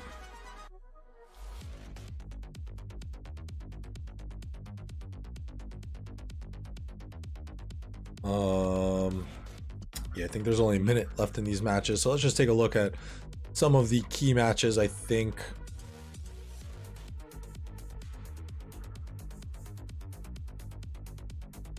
so we did feature NNAV earlier on the stream against Toxic Tigers. That was a very nice match. Looks like 1v beat Temple Run. I think that knocks Temple Run out, if I'm not mistaken. He just needs to send me 20 million gold and he's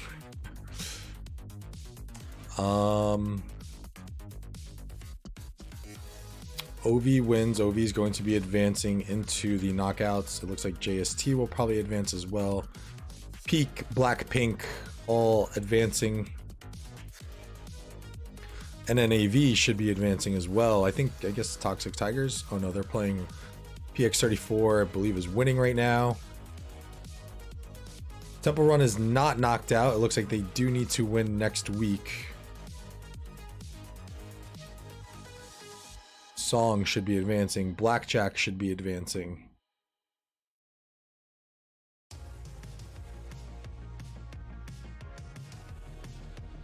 Key teams over here. 60 GT, 2R1. Those guys should be advancing. 60 MX advancing. 671 advancing.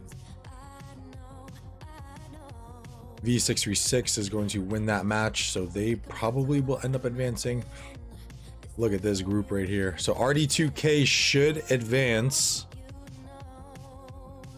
Now it's going to come down to Ken, RR31 beat RD2K. How would that work, actually? Oh no. 94 VN needs to lose next week. If I'm looking at this correctly. 94 VN needs to lose and RR31 needs to win in order for RR31 to advance. Because the tiebreak would go to 94 VN if they both sat at 2 wins. Oh man, I really hope it goes well for our friends over there.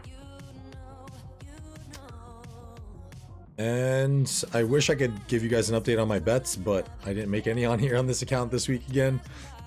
So with that, I think I'm going to wrap up the stream. We've been on for a little over 3 hours now. Thank you all for stopping by. I want to give a huge shout out to my buddy Sparta. Thank you for the super chats. Also, shout out to my buddy Marcus Morningstar for the super chats. Also, huge shout out to Paka and Elliot Osborne for the subs. I greatly appreciate those. Until next time, guys, enjoy the rest of your weekend. I'm out. I'm hungry. I'm gonna go eat. Have a good one. Peace, y'all. If I can find my stream. Bye.